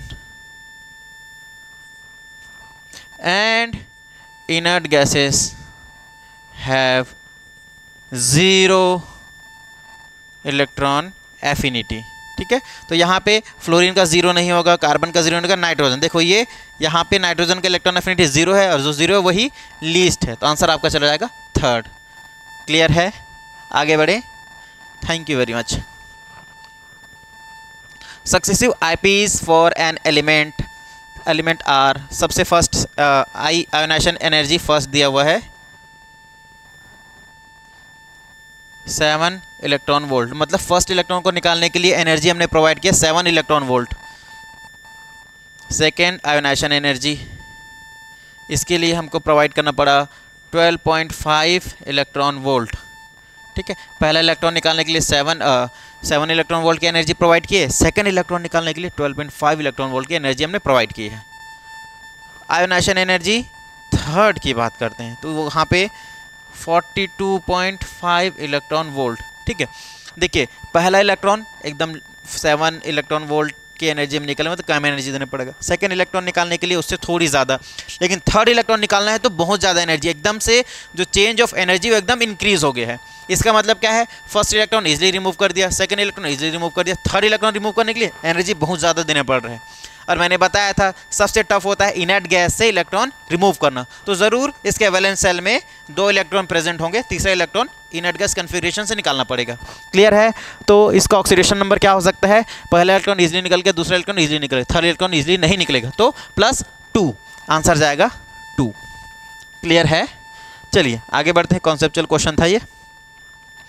which of the following change observed energy represent only first ionisation energy of given element, ठीक है। तो जब भी आपको पूछे क्या आयोनाइजेशन एनर्जी, तो आप क्या करेंगे, याद करेंगे निगा, ठीक है। सबसे पहले एटम होना चाहिए, न्यूट्रल आइसोलेटेड गैसेस एटम, ठीक है। मैं लिख देता हूं, आप लोग भी लिख लेना, न्यूट्रल आइसोलेटेड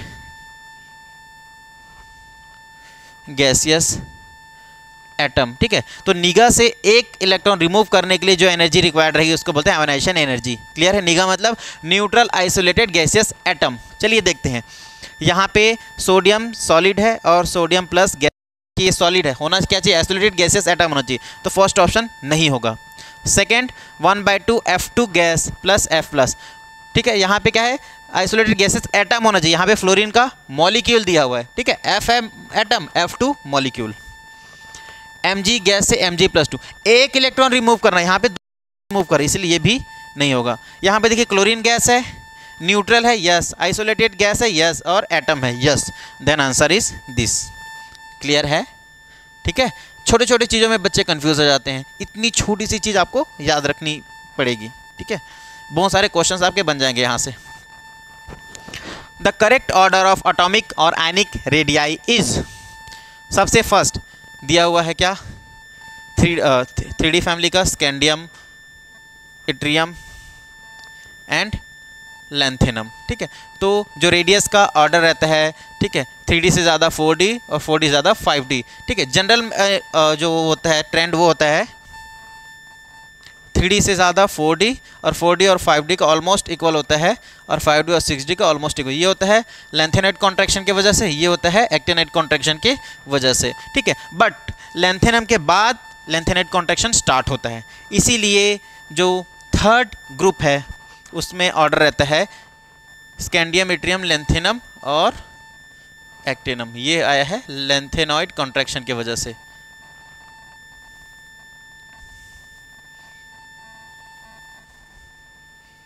क्लियर है, चलिए स्कैंडियम, इट्रियम और लेंथेनम, तो ऑर्डर आपका ये रहेगा। और यहाँ पे क्या दिया है, यहाँ पे गलत दिया है, ये गलत है। Second option is, boron family के बारे में बताया है, तो बोरॉन फैमिली इतनी इंपॉर्टेंट है और नीट के लिए इतनी ज़्यादा इंपॉर्टेंट है, ये लोग बोरॉन फैमिली के 1-2 क्वेश्चन डाल ही देते हैं हर साल, ठीक है, ग्रुप से पूछ लेंगे, आयनाइजेशन एनर्जी पूछ लेंगे, रेडियस पूछ लेंगे, कुछ ना कुछ पूछते रहते हैं। Boron family favourite family for NTA. चलिए आगे बढ़ते हैं। बोरॉन, एल्यूमिनियम, गैलियम, इंडियम और थैलियम, ये हमारे पास क्या है, बोरॉन फैमिली के एटम्स हैं। इनका जो ऑर्डर रहता है रेडियस का, बोरॉन से ज़्यादा इंक्रीज साइज रहता है एल्यूमिनियम का, एल्यूमिनियम गैलियम से ज़्यादा रहता है एल्यूमिनियम का।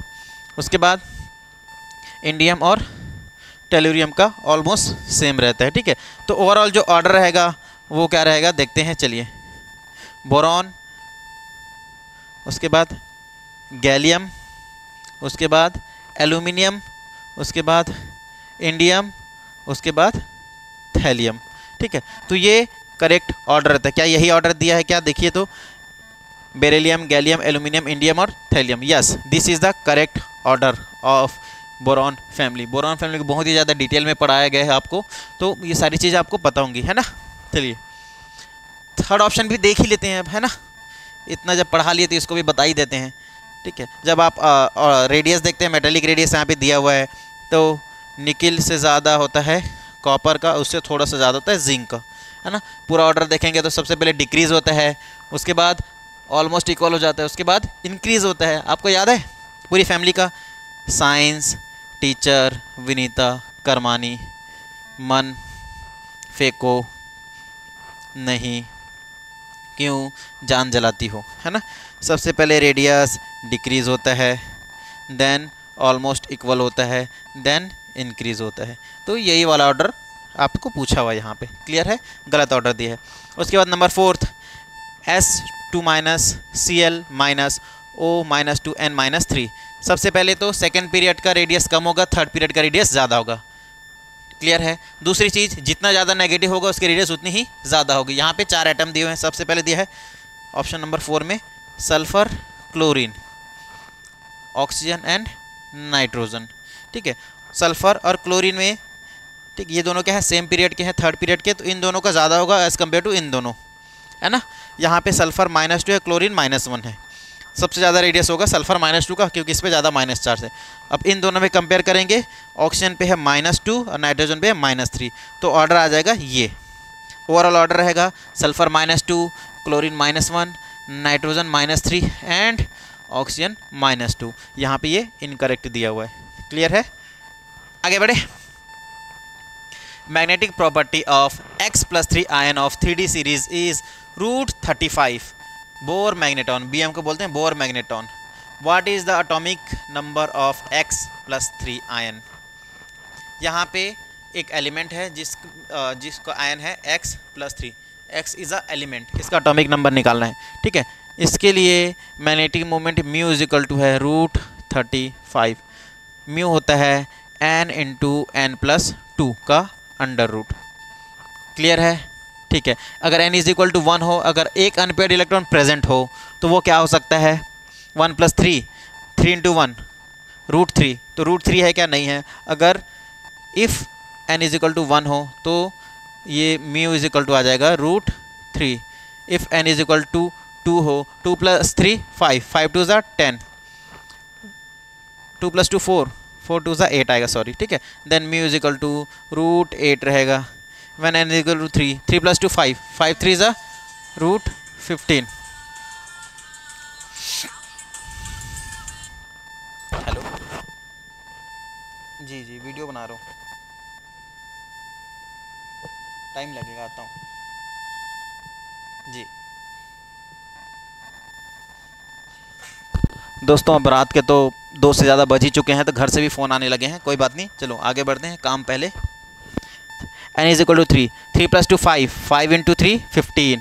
when n = 4, देन ये हो जाएगा 4 + 2 6, 6 4 = 24, 25 35 तो आ ही नहीं रहे।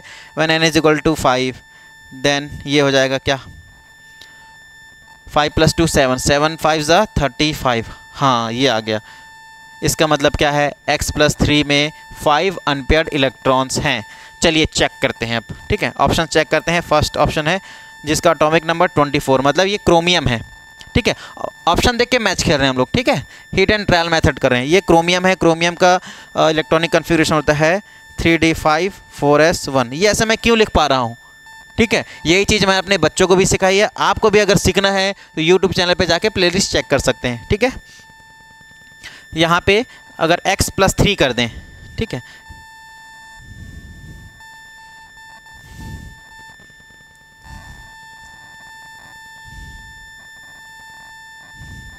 यहाँ पे अगर x यहाँ पे +3 कर दे क्रोमियम के लिए, तो ये हो जाएगा 3d, एक इलेक्ट्रॉन यहाँ से रिमूव होगा और 2 इलेक्ट्रॉन यहाँ से, 3d3। Number of n is equal to यहाँ पे है 3। हमको क्या ढूंढना है, जिसमें n इज इक्वल टू 5 हो। तो फर्स्ट ऑप्शन नहीं है, सेकंड ऑप्शन है एटॉमिक नंबर 25, ठीक है। इसका होता है 3d5 4s2 और ये है मैग्नीज। क्लियर है। चलिए यहाँ पे देखिए, अगर +3 कर दें, +3 कर दे, 2 इलेक्ट्रॉन यहाँ से रिमूव होगा, 1 इलेक्ट्रॉन यहाँ से, ये हो जाएगा 3d4 और इसमें number of unpaired electron n is equal to है 4, जो कि नहीं है, हमको चाहिए 5। ऑप्शन नंबर 3 चेक करते हैं, 26। ये होता है 3d6 4s2, ठीक है,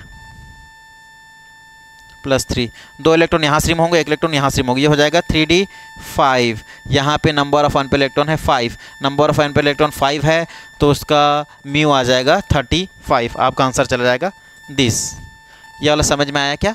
नंबर ऑफ अनपेयर्ड इलेक्ट्रॉन निकालना था, बस डिटेल में बताया, क्योंकि हो सकता है आपने ना पढ़ा हो, हमारे बच्चों ने तो पढ़ रखा है। जो बच्चे बाहर के बच्चे जो ये देख रहे हैं टेस्ट सीरीज़ या ये टेस्ट सीरीज़ का डिस्कशन देख रहे हैं, अगर उन्होंने नहीं पढ़ा होगा, कुछ चीज़ें आपको कुछ डाउट रहती है बाहर के बच्चे के लिए, तो आप हमारे ऑफिस के नंबर पे कॉल करके सर से अपॉइंटमेंट ले सकते हैं फ्री ऑफ कॉस्ट। आपको कोई भी टॉपिक, कोई भी डाउट रहता है तो सर आपको टाइम दे के बता सकते हैं, ठीक है। चलिए आगे बढ़ते हैं, ठीक है। ये फोर्थ वाला भी बताऊँ, ठीक है, इसमें कितने अनपेयर्ड इलेक्ट्रॉन हैं? एटॉमिक नंबर 27, ये हो जाएगा 3d7 4s2। अगर 3 इलेक्ट्रॉन रिमूव कर देंगे तो ये हो जाएगा 3d6, ठीक है। 1 2 3 5, 1 2 3 4 5 6। यहाँ पे number of unpaired electron again 4 है। ये तो पेयर्ड है ना, जोड़े में रहते हैं, वो मैग्नेटिक प्रॉपर्टी शो नहीं करते, ठीक है। चलिए, तो आपका आंसर 26 रहेगा। आगे बढ़ते हैं।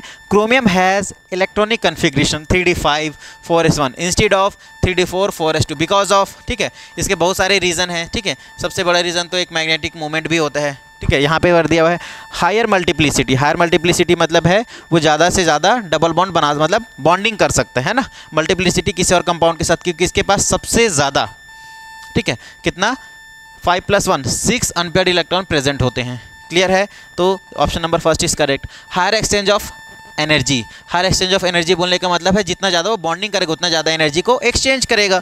तो 6 इसके पास अनपेयर्ड इलेक्ट्रॉन से 6 बॉन्ड बनाएगा तो ज़्यादा से ज़्यादा ये एनर्जी एक्सचेंज भी करेगा। सेकंड ऑप्शन भी करेक्ट है। सिमेट्रिकल डिस्ट्रीब्यूशन ऑफ इलेक्ट्रॉन्स, तो ये भी एक रीज़न है इसका कि इसके जो पास वैकेंट ऑर्बिटल d + s को मिला के टोटल, ठीक है, 6 इसके पास क्या होते हैं, वैकेंट ऑर्बिटल होते हैं, सभी में एक एक इलेक्ट्रॉन प्रेजेंट होता है। तो symmetrical distribution of electron is correct. Answer जाएगा ऑल ऑफ दिस। ये सारी चीज़ें क्रोमियम के बारे में आपकी एनसीईआरटी में दिया हुआ है। क्लियर है। चलिए आगे बढ़ते हैं। Which of the following oxide is amphoteric in nature. अगर इस क्वेश्चन को किसी ने गलत किया, ये वाला क्वेश्चन को, ठीक है, ठीक नहीं होगा। हमारे बच्चों ध्यान से सुनो।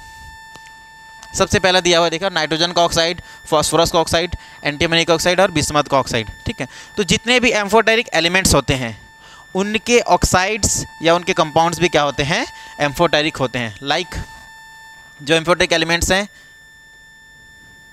सब बेचारे जनों की आस सुनो प्रभु, और साथ में गैलियम, ठीक है। ये सब क्या है, आपके एम्फोटेरिक मेटल्स हैं, ठीक है। तो एस बी पहला ही नंबर मिल गया, एम्फोटेरिक मेटल और इसका ऑक्साइड, तो ये एम्फोटेरिक इन नेचर। आगे बढ़ते हैं। An element whose IUPAC name is untrium. Untrium का बोलने का क्या मतलब है, अन ट्राई और ईएम, सबको मैंने अलग अलग कर दिया। अन बोलने का मतलब होता है वन, अन बोलने का मतलब होता है वन, ट्राई बोलने का मतलब होता है 3। तो इसका एटॉमिक नंबर ज़रूर क्या होगा 3113, 113। और आपको मैंने बताया था अगर एटॉमिक नंबर 104 से लेके 118 तक होगा तो उसके जो लास्ट के 2 डिजिट्स होंगे वही क्या होंगे, उसका ग्रुप नंबर होगा। ठीक है, तो यहाँ इसके लास्ट के 2 नंबर से 13, ये 13th ग्रुप का है। 13th ग्रुप किस में आता है, 13th ग्रुप मतलब बोरॉन फैमिली, बोरॉन फैमिली मतलब पी ब्लॉक एलिमेंट, तो वो होगा पी ब्लॉक एलिमेंट। इतना पेन चलाने की जरूरत नहीं, वो तो मैंने आपको एक्सप्लेन करने के लिए बताया, और जो हमारे बच्चे हैं वो जानते भी होंगे। ऐसे क्वेश्चन यूँ बनते हैं, है ना। ऐसे क्वेश्चन आपके नीट में भी देखने को मिलते हैं। इस बार का जो पेपर का लेवल है पूरा नीट के इक्विवेलेंट हमने रखा हुआ है। क्लियर है, ये सारे क्वेश्चन अगर आपसे बन रहे हैं तो नीट में जो क्वेश्चन आएंगे वो भी आपसे बनेंगे, बिल्कुल बनेंगे। एक भी क्वेश्चन बिना गलत किए आप इस क्वेश्चन को बनाइए। क्लियर है, क्योंकि नीट का भी लेवल भी यही रहता है और क्वेश्चन का पेपर का लेवल भी यही सेम है। चलिए आगे बढ़ते हैं। Which property decrease from left to right across the period and increase from top to bottom. Question क्या बोल रहा है, ध्यान से सुनो। लेफ्ट टू राइट जाएंगे तो वो प्रॉपर्टी डिक्रीज होनी चाहिए, एंड टॉप टू बॉटम आएंगे तो वो प्रॉपर्टी इंक्रीज होनी चाहिए। वो कौन सी प्रॉपर्टी, चलो चेक करते हैं। एटॉमिक रेडियस, ठीक है, yes, atomic radius left to right जाएंगे तो डिक्रीज होती है, टॉप टू बॉटम आएंगे तो इंक्रीज होती है। तो आपका फर्स्ट ऑप्शन इज करेक्ट। अच्छा, मल्टीपल चॉइस है, चलिए आगे देखते हैं। इलेक्ट्रोनेगेटिविटी, इलेक्ट्रोनेगेटिविटी क्या होता है, लेफ्ट टू राइट जाते हैं तो इंक्रीज होता है, टॉप टू बॉटम में डिक्रीज होता है, आपको इलेक्ट्रोनेगेटिविटी नहीं होगा। ठीक है, थर्ड है आयोनाइजेशन एनर्जी। तो आयोनाइजेशन एनर्जी क्या होता है, लेफ्ट टू राइट जाते हैं तो ये भी इंक्रीज होता है और टॉप टू बॉटम में डिक्रीज होता है। ये तो दोनों ऑप्शन नहीं है। Metallic character, left to right जाते हैं तो नॉन मेटेलिक की तरफ जाते हैं, मतलब मेटेलिक कैरेक्टर डिक्रीज होता है, और टॉप टू बॉटम में मेटेलिक कैरेक्टर इंक्रीज होता है। ठीक है, तो क्या क्या इंक्रीज होता है ऐसा, एक हो गया आपका एटॉमिक रेडियस, जो लेफ्ट टू राइट जाने से डिक्रीज होता है, टॉप टू बॉटम आने से इंक्रीज होता है। एक होता है मेटेलिक कैरेक्टर। क्लियर है, तो आपका आंसर जाएगा first and fourth. First only नहीं, फर्स्ट सेकंड एंड थर्ड नहीं, फर्स्ट थर्ड फोर्थ नहीं, फर्स्ट एंड फोर्थ यस। चलिए आगे बढ़ते हैं। Question number 87, which of the following properties of the alkaline earth metal increases from beryllium to barium. ठीक है, alkaline earth metal बोल रहे हैं मतलब beryllium family, beryllium, magnesium, calcium, strontium, barium. ठीक है, टॉप टू बॉटम देखिए क्या क्या, atomic radius top to bottom,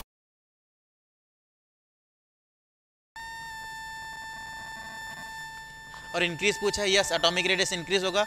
ionisation energy, ionisation energy हमेशा टॉप टू बॉटम में जब साइज इंक्रीज होता है तो आयोनाइजेशन एनर्जी डिक्रीज होती है। ठीक है, आपको पता होगा ionisation energy is directly proportional to, sorry inversely proportional to size. ठीक है, तो आयोनाइजेशन एनर्जी तो डिक्रीज होगा। न्यूक्लियर चार्ज, अब न्यूक्लियर चार्ज क्या होता है, अरे बाप रे क्या वर्ड आ गया, ऐसा तो नहीं लग रहा किसी को। न्यूक्लियर चार्ज मतलब जो प्रोटॉन प्रेजेंट है किसमें, न्यूक्लियस में। न्यूक्लियर चार्ज मतलब न्यूक्लियस का चार्ज, और न्यूक्लियस में प्रेजेंट होते हैं क्या, प्रोटॉन एंड न्यूट्रॉन, और न्यूट्रॉन का कोई चार्ज नहीं होता। आपको पता होगा जैसे जैसे एटॉमिक नंबर बढ़ते जाते हैं वैसे वैसे न्यूक्लियस में नंबर ऑफ क्या इंक्रीज होते हैं, प्रोटॉन्स। यस, प्रोटॉन इंक्रीज होंगे तो न्यूक्लियर चार्ज इंक्रीज होगा। ठीक है, आपका option number first and third correct है, फर्स्ट एंड सेकंड नहीं, first and third yes, this is the answer. चलिए आगे बढ़ते हैं। Question number 88, which of the following is incorrect match for the position of element in periodic table. ठीक है, सबसे first चलो ये वाला हमने कर रखा है किसमें, बेसिक केमिस्ट्री में। आर्गन दिया हुआ है, साथ में 3d5 4s1। तो मैंने आपको बताया था जो पीरियड नंबर होता है, ठीक है, जो पीरियड नंबर होता है वो होता है मैक्सिमम शेल नंबर। ठीक है, तो मैक्सिमम शेल नंबर यहाँ पे क्या है, 3d5 है या 4s2, 4s2, तो ये फोर्थ पीरियड का एलिमेंट है। ये तो समझ में आ गया। अब ग्रुप कैसे चेक करेंगे, तो ग्रुप चेक करने का भी जुगाड़ है, 3d electrons plus 4s electron को आप ऐड कर दो, फिर आपको मिल जाएगा क्या, ग्रुप नंबर। तो यहाँ पे 3d इलेक्ट्रॉन है 5, s इलेक्ट्रॉन है 1, 4 5 + 1 6, तो ये 6th ग्रुप का है। कैसा लगा, मजा आया। तो फर्स्ट इज करेक्ट, पूछा क्या है, इनकरेक्ट। यहाँ पे है क्रिप्टन 4d10, ये मैक्सिमम बच्चे गलत करके आए होंगे बार बार बताने के बाद भी, ठीक है। क्रिप्टॉन और 4d10, ये किसका है? ये है पैलेडियम का इलेक्ट्रॉनिक कन्फिग्रेशन, ठीक है। होना क्या चाहिए? एक्सपेक्टेड होना चाहिए था 4d8 एंड 5s2, ये होना चाहिए था। बस एक्सेप्शनली ये होता है 4d10। क्लियर है? 4d10 होता है। तो देखिए होना क्या चाहिए था? 4d8 और 5s2, बट ये एक्सेप्शनली इसका 4d10 होता है। नंबर इसका पीरियड नंबर क्या होगा? मैक्सिमम नंबर है 5, तो ये 5th पीरियड का एलिमेंट होगा। Yes. And number of 4d and 4s d and s electron कितने हैं यहाँ पे? देखो 10 + 0 मतलब 10, मतलब ये कौन से ग्रुप का होगा? 10th ग्रुप का। लेकिन ये क्या है? 12th। तो पूछ ये इनकरेक्ट है, और जो इनकरेक्ट है वही करेक्ट है। ये वाला भी चेक करें। देखिए radon 6d2 7s2 7th period and 3rd group, इसको चेक करते हैं, ठीक है। रेडॉन का एटॉमिक नंबर होता है 86 प्लस, ठीक है। यहाँ पे 6d में 2 इलेक्ट्रॉन है, 7s2 में 2 इलेक्ट्रॉन, 86 + 4 होता है 90, और 90 एलिमेंट होता है F block element. F block element में थोरियम का एटॉमिक इलेक्ट्रॉनिक कन्फिग्रेशन लिखा हुआ, थोरियम एक्सेप्शनली ये होता है, ठीक है। तो ये 7th पीरियड का तो है ही, साथ में जितने भी एफ ब्लॉक एलिमेंट आएंगे सब 3rd ग्रुप में आएंगे, तो ये भी करेक्ट है। And next is xenon 4f14 5d2 6s2, ठीक है। मैक्सिमम शेल नंबर दिख रहा है आपको 6, तो 6 पीरियड का एलिमेंट होगा। 4th ग्रुप का ये कैसे पता चला? Number of D electron plus number of S electron, ठीक है। 2 + 2 4, तो 4th ग्रुप का। Yes correct. आया समझ में? ठीक है। तो सबसे पहले देखो इस टाइप के ग्रुप एंड पीरियड को अगर कैलकुलेट करने के लिए आपसे पूछा जाए तो आप क्या ध्यान रखेंगे? कहीं एटॉमिक नंबर 58 से 103 तक तो नहीं है, 89 से 50, ठीक है। मतलब एफ ब्लॉक एलिमेंट के जो एटॉमिक नंबर है वो आपको याद रखने पड़ेंगे, वो आपको पता चलेगा। एफ ब्लॉक है तो हमेशा 3rd ग्रुप ही आएगा। दूसरी चीज़, अगर डी और एस इलेक्ट्रॉन है दोनों को ऐड कर दो तो आपके लिए मिल जाएगा क्या? वो एटॉमिक उसके लिए आपको मिल जाएगा ग्रुप नंबर। क्लियर है? चलिए आगे बढ़ते हैं।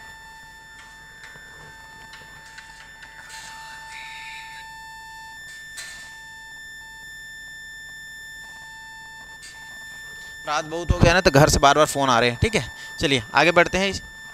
The ionic radii of lithium plus beryllium +2 and boron +3 following order is. कौन कौन सा एलिमेंट दिया है? Lithium plus beryllium +2 and boron +3। तो लेफ्ट टू देखिए, लेफ्ट टू राइट जाने का कोई चक्कर ही नहीं है, ठीक है। रेडियस आइसो इलेक्ट्रॉनिक स्पीशीज़ के लिए या सेम पीरियड के एलिमेंट्स के लिए क्या होते हैं? Radius is directly proportional to negative charge, inversely proportional to positive charge. Simple है, radius is directly proportional to negative charge and inversely proportional to positive charge. तो जो जितना ज़्यादा पॉजिटिव होगा वो उतना ही ज़्यादा छोटा होगा, ठीक है। जो जितना ज़्यादा नेगेटिव होगा उतना ही ज़्यादा बड़ा होगा। तो सबसे रेडियस रहेगा lithium plus beryllium +2 and boron +3। Beryllium +2 boron +3 ये तो गलत है। लिथियम बोरॉन बेरिलियम ये भी गलत है। Be+3 ये भी गलत है। लिथियम सबसे बड़ा, Be+2 चार्ज ज़्यादा होते जाएगा, प्लस चार्ज तो साइज छोटा हो जाएगा। Correct answer is 4।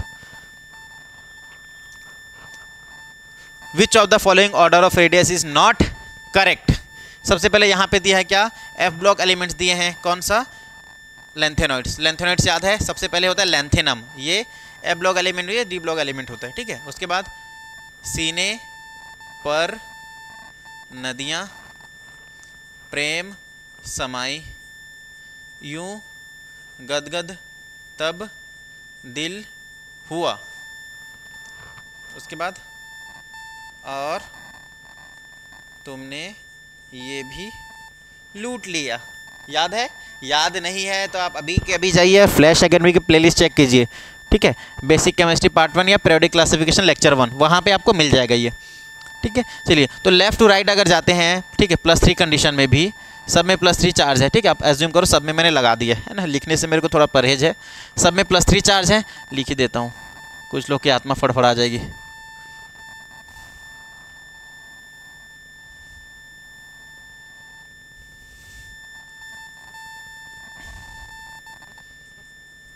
ठीक है, तो लेफ्ट टू राइट जाएंगे तो रेडियस क्या होता है? कंटिन्यूसली डिक्रीज होता है ना, +3 कंडीशन में। तो सबसे बड़ा होगा इसमें लेंथेनम +3, उसके बाद CE+3 जो दिया है, PM ढूंढो।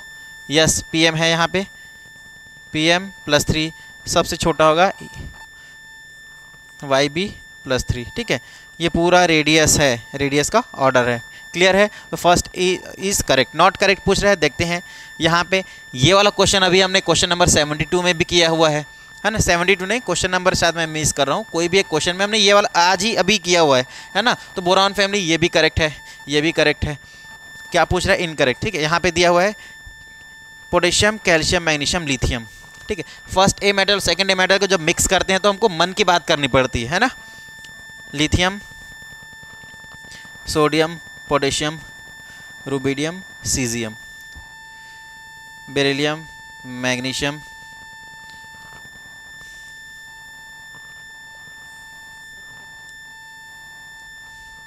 बेरिलियम,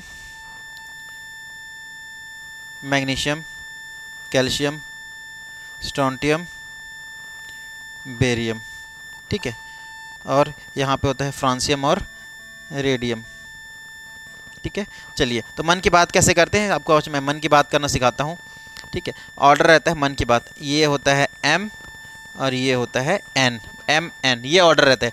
ठीक है, ये एरो बना दीजिए और ये एरो, ये स्टार्टिंग है, एंड पॉइंट है। तो जो ओवरऑल ऑर्डर रहता है, सबसे छोटा बेरिलियम, ठीक है, उसके बाद lithium, then magnesium, then sodium, then calcium. Clear है? चलिए तो यहीं तक का दिया हुआ है क्या? तो सबसे छोटा साइज़ होगा लिथियम का, फिर मैग्नीशियम का, फिर सोडियम, फिर कैल्शियम, उसके बाद पोटेशियम का। ठीक है, इसके अकॉर्डिंग तो ये भी करेक्ट है। इनकरेक्ट फिर यही होगा, आपको मैंने बताया था न्यूट्रल से ज़्यादा नेगेटिव चार्ज्ड एलिमेंट का रेडियस ज़्यादा होता है, और ये यहाँ पे इनकरेक्ट है। जो सॉरी कहाँ चला गया, यही था क्या? ये। ठीक है, तो यहाँ पे ये वाला ऑप्शन आपका इनकरेक्ट, और जो इनकरेक्ट है वही करेक्ट है। इसका करेक्ट ऑर्डर रहेगा O-2। ठीक है, उसके बाद F-, then oxygen, then fluorine. ये ऑर्डर रहेगा रेडियस के लिए। ऑप्शन नंबर 4 इनकरेक्ट है। चलिए आगे बढ़ते हैं। If covalent bond length of A2 is equal to 0.7 angstrom of that B is 1.3 angstrom, which of the following is correct? देखो क्या दिया हुआ है, 91 क्वेश्चन नंबर देख रहे हैं। A2 is 0.7 angstrom and B2 is 1.3 angstrom. ठीक है, और ये कहाँ, यहाँ पे क्या दे? कोवेलेंट बॉन्ड लेंथ है। कोवेलेंट बॉन्ड लेंथ आपको पता है क्या होता है? यहाँ पे ओवरलैपिंग होती है। जैसे कि यहाँ पे मॉलिक्यूल एटम ए और एटम ए के बीच में क्या हुआ होगा? ज़रूर ओवरलैपिंग होगा। और यहाँ बीच में रेडियस, ये ए है और ये भी ए है। इसकी बात करें तो ये बी है और ये भी बी है। ठीक है, आप अज्यूम कीजिए मैंने दोनों करेक्टली बनाया है। ठीक है, तो यहाँ पे थोड़ा सा ओवरलैपिंग हुआ रहता है, जिसकी वजह से इनमें क्या होता है, दो एटम्स के बीच में ओवरलैपिंग की वजह से रेडियस ये आती है। ठीक है, तो यहाँ पे जब इसको क्या करेंगे हम लोग, एटम्स पे डिवाइड करेंगे तो ये आ जाएगा 0.7/2, तो ये आ जाएगा 0.35। लेकिन यहाँ पे ओवरलैप्ड था तो इससे थोड़ा सा ज़्यादा आएगा जो रेडियस है। ठीक है, तो ए का जो रेडियस है, रेडियस ऑफ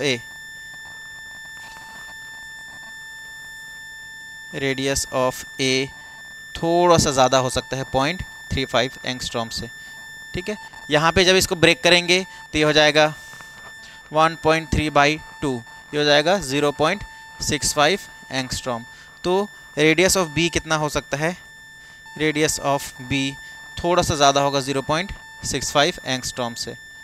चलो ऑप्शन मैच करते हैं, क्या पूछ रहा है? Actual size of A gas is less than 0.35।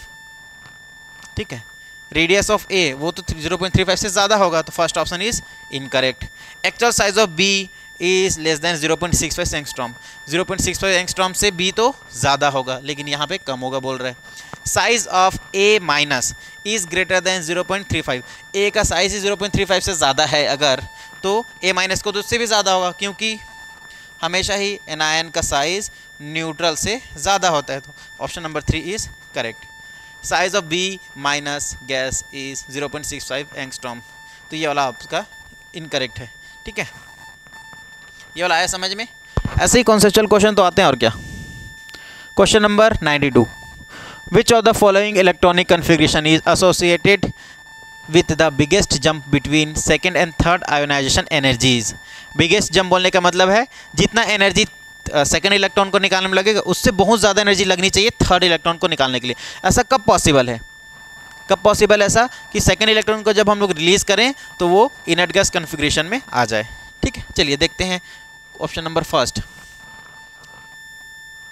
1s2 2s2 2p2। Second is 1s2 2s2 2p6 3s1। Number 3 1s2 2s2 2p6 3s2। Option number fourth 1s2 2s2 2p1। चलिए अगर यहाँ से अगर मैं फर्स्ट इलेक्ट्रॉन रिमूव करूँ, ठीक है, तो ये हो जाएगा आयोनाइजेशन एनर्जी फर्स्ट, ये हो जाएगा 1s2 2s2 2p1। अगर मैं यहाँ से सेकेंड इलेक्ट्रॉन रिमूव करूँ तो ये हो जाएगा 1s2 2s2 2p0 हो जाएगा, ये हो जाएगा आयोनाइजेशन एनर्जी सेकेंड, ठीक है। इसके बाद यहाँ से मैं अगर एक और इलेक्ट्रॉन रिमूव करूँ, यहाँ पे अब क्या हो गया, ये हीलियम हो गया, ठीक है, तो ये हो जाएगा 1s2 2s1। यहाँ पे जो आयोनाइजेशन एनर्जी थर्ड के लिए मैं बात कर रहा हूँ, ठीक है। यहाँ पे ionisation energy first second third. अब बात करते हैं आगे और दिए हुए हैं 1s2 2s2 2p1। First electron remove करेंगे, ये हो जाएगा 2s2 2p6 क्योंकि 3s1 तो रिलीज़ हो चुका है। देन यहाँ पे अभी हो गया इनर्ट गैस, तो यहाँ पे इसको सेकंड इलेक्ट्रॉन रिमूव करने के लिए जो एनर्जी लगेगी बहुत ज़्यादा लगेगी। आयोनाइजेशन एनर्जी सेकंड की बात करने तो ये हो जाएगा 2s2 2p5। यहाँ पे जब थर्ड इलेक्ट्रॉन रिलीज़ करेंगे तो 2s2 2p6 2p4। यहाँ से देखिए एक इलेक्ट्रॉन रिमूव कर सकते हैं इजीली, दो इलेक्ट्रॉन रिमूव कर सकते हैं। देन यहाँ पे क्या आ गया आपका inert gas configuration 1s2 2s2 2p6। ये यहाँ भी इनर्ट गैस कन्फिग्रेशन, अगर यहाँ से एक इलेक्ट्रॉन रिमूव किया, सेकंड इलेक्ट्रॉन रिमूव किया, देन यहाँ पे थर्ड इलेक्ट्रॉन भी इजीली रिमूव किया जा सकता है। सेकंड इलेक्ट्रॉन रिमूव करेंगे, फर्स्ट इलेक्ट्रॉन रिमूव करेंगे तो हो जाएगा 1s2, सेकंड इलेक्ट्रॉन रिमूव करेंगे, अभी कर रहे हैं, ठीक है, 1s2 2s2 2p0, एक इलेक्ट्रॉन रिमूव कर दिए। सेकंड इलेक्ट्रॉन रिमूव करेंगे तो 1s2 2s1। देन एक और इलेक्ट्रॉन यहाँ से रिमूव किया जा सकता है, वो है 1s2 2s1 2s0, ठीक है। तो यहाँ से हम लोग इजीली तीनों इलेक्ट्रॉन रिमूव कर सकते हैं, आयोनाइजेशन एनर्जी में बहुत ज़्यादा चेंज नहीं आएगा। क्लियर है, फोर्थ ऑप्शन नहीं होगा।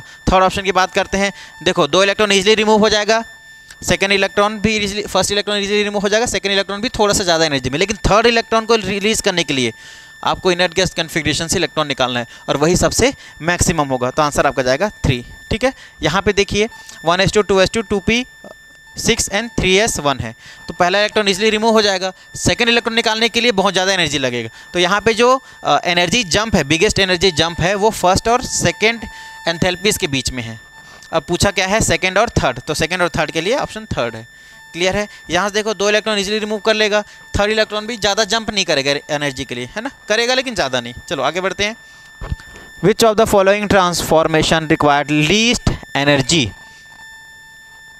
देखो यहाँ पे क्या दिया हुआ है, फर्स्ट ऑप्शन F माइनस से बन रहा है F गैस प्लस इलेक्ट्रॉन, तो यहाँ पे फ्लोरीन माइनस से हमने क्या यहाँ पे लिया है, इलेक्ट्रॉन निकाल रहे हैं। सेकेंड चीज़ यहाँ पे दिया हुआ है S minus,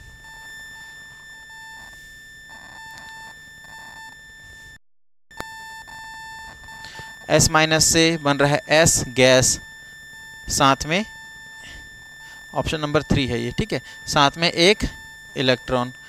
option number second दिया हुआ है P माइनस से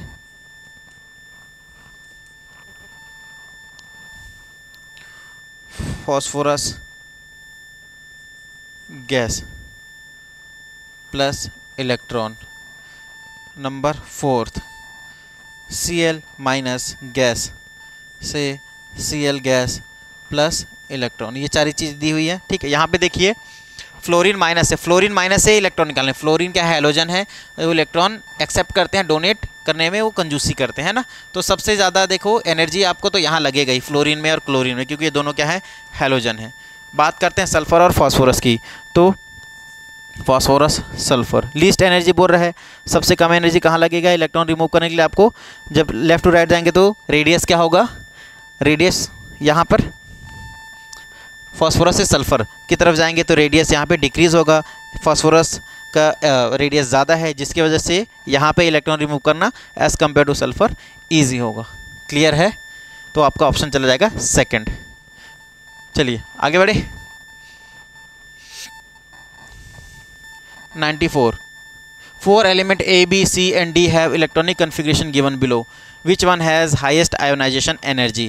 अब आयोनाइजेशन एनर्जी क्या होता है, इलेक्ट्रॉन रिमूव करने के लिए रिक्वायर्ड एनर्जी।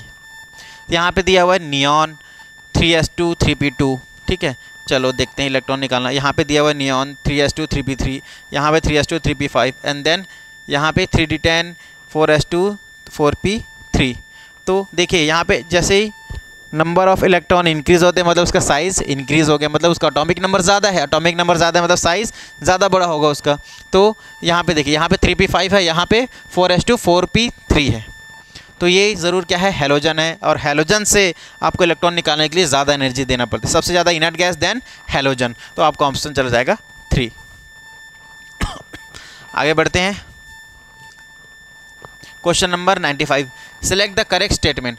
ऑक्सीजन गैस से O2 माइनस गैस है, ठीक है, और ठीक है यहाँ से देखो ऑक्सीजन गैस से O2 माइनस, इस एक्सोथर्मिक स्टेप बोल रहे हैं। सबसे पहले आपको पता होगा ये चीज़ हमने कराया हुआ आपको क्लास में, ठीक है। ऑक्सीजन में इलेक्ट्रॉन जब ऐड करते हैं तो ये होता है एक्सोथर्मिक, ये एक्सोथर्मिक हो गया। ऑक्सीजन में इलेक्ट्रॉन ऐड किए तो ये बन गया O माइनस। लेकिन इसमें अगर एक और इलेक्ट्रॉन ऐड करना है, पहले से ही वो एनायनिक है, उसमें फिर इलेक्ट्रॉन ऐड करेंगे तो उसके लिए आपको एनर्जी देनी पड़ेगी, रिएक्शन हो जाएगी एंडोथर्मिक। तो ओवरऑल जो रिएक्शन रहेगी वो एंडोथर्मिक रहेगी, ठीक है। First option is incorrect. Magnesium +2 से मैग्नीशियम इज़ एंडोथर्मिक स्टेप बोल रहा है, ठीक है। मैग्नीशियम +2 है, यहाँ पे इसको इलेक्ट्रॉन ऐड करेंगे, इलेक्ट्रॉन ऐड करेंगे तो एनर्जी रिलीज करेगा, तो ये प्रोसेस कैसा हो जाएगा, एक्सोथर्मिक हो जाएगा। तो second option is also incorrect. Nitrogen है, नाइट्रोजन में इलेक्ट्रॉन ऐड कर रहे हैं तो वो प्रोसेस क्या होगा, एंडोथर्मिक स्टेप। देखते हैं, ठीक है। इलेक्ट्रॉन एफिनिटी के लिए इनर्ट गैसेस, सेकेंडरी मेटल्स और नाइट्रोजन, इनकी इलेक्ट्रॉन एफिनिटी 0 होती है। इनमें जब इलेक्ट्रॉन हम लोग ऐड करते हैं तो एनर्जी प्रोवाइड नहीं करते, हमको एनर्जी उनको देना पड़ता है, ठीक है। मतलब नाइट्रोजन, सेकेंडरी मेटल और इनर्ट गैस, इन तीनों में अगर इलेक्ट्रॉन जोड़ना है आपको तो आपको एनर्जी देना पड़ेगा, मतलब वो प्रोसेस हो जाएगा endothermic, and this is correct. ये वाला भी चलो देख लेते हैं। Fe+2 से Fe+3 है, ठीक है। यहाँ पे क्या कर रहे हैं, यहाँ से इलेक्ट्रॉन रिमूव कर रहे हैं, तो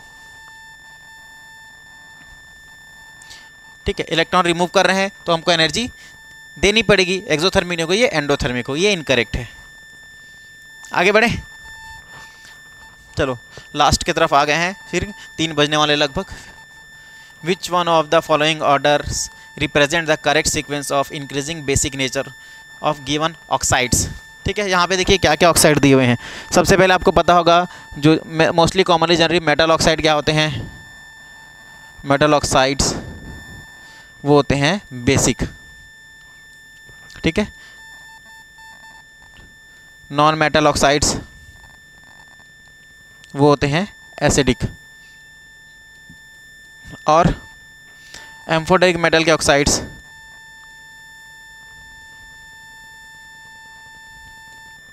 ये होते हैं एम्फोटेरिक। 3 टाइप के, ठीक है। तो यहाँ पे क्या क्या दिया हुआ देखिए, potassium, sodium, potassium and magnesium, ये चीज़ें दी हुई हैं। देन क्या दिया हुआ है, एल्यूमिनियम, ठीक है। तो एल्यूमिनियम तो एम्फोटेरिक है तो इसका नेचर एम्फोटेरिक रहेगा, तो सबसे कम बेसिक होगा Al2O3। और एक चीज़ ऑक्साइड्स के बारे में था, लेफ़्ट टू राइट जाते हैं तो एसिडिक नेचर बढ़ता है, टॉप टू बॉटम आते हैं तो बेसिक नेचर बढ़ता है, ठीक है। तो सोडियम से मैग्नीशियम की तरफ क्या होगा, एसिडिक नेचर इंक्रीज होगा, और सोडियम से पोटेशियम की तरफ बेसिक नेचर होगा, तो सबसे ज़्यादा बेसिक होगा K2O। क्लियर है। अब सोडियम और मैग्नीशियम में बात करें तो sodium two magnesium acidic nature increase होगा, देन आएगा तो मैग्नीशियम, उसके बाद सोडियम N2O। तो ये ऑर्डर समझ में आया क्या? ऑप्शन फर्स्ट है शायद, यस ऑप्शन नंबर फर्स्ट। वैसे यहीं से बन गया था, Al2O3 एम्फोटेरिक होता है, लीस्ट बेसिक होगा, ऑप्शन नंबर फर्स्ट मार के। An element X which belongs to the first short period has outer electronic configuration NH2NP1. What is the formula of acid base character of its oxide? चलो सबसे पहले आपको जब group periods classification के बारे या आइडेंटिफिकेशन के बारे में बता रहे थे तो आपको एक चीज़ बताई थी, टोटल 7 टाइप्स के पीरियड हैं। सबसे पहला जो है शॉर्टेस्ट पीरियड। शॉर्टेस्ट पीरियड क्या था? जो फर्स्ट पीरियड है उसको शॉर्टेस्ट पीरियड बोलते हैं, ठीक है। फर्स्ट पीरियड को शॉर्टेस्ट पीरियड क्यों बोलते हैं? क्योंकि उसमें सिर्फ 2 एलिमेंट है। उसके बाद आता है शॉर्ट पीरियड।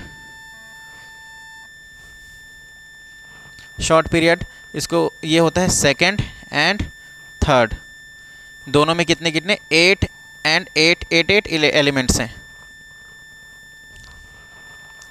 देन आता है लॉन्ग पीरियड, ठीक है। लॉन्ग पीरियड होता है फोर्थ एंड फिफ्थ पीरियड, दोनों में 18 एलिमेंट्स हैं। उसके बाद आता है लॉन्गेस्ट, ये होता है सिक्स्थ पीरियड, जिसमें 32 एलिमेंट्स।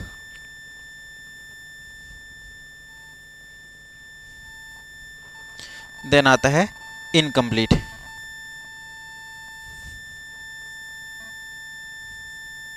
ये होता है 7th पीरियड,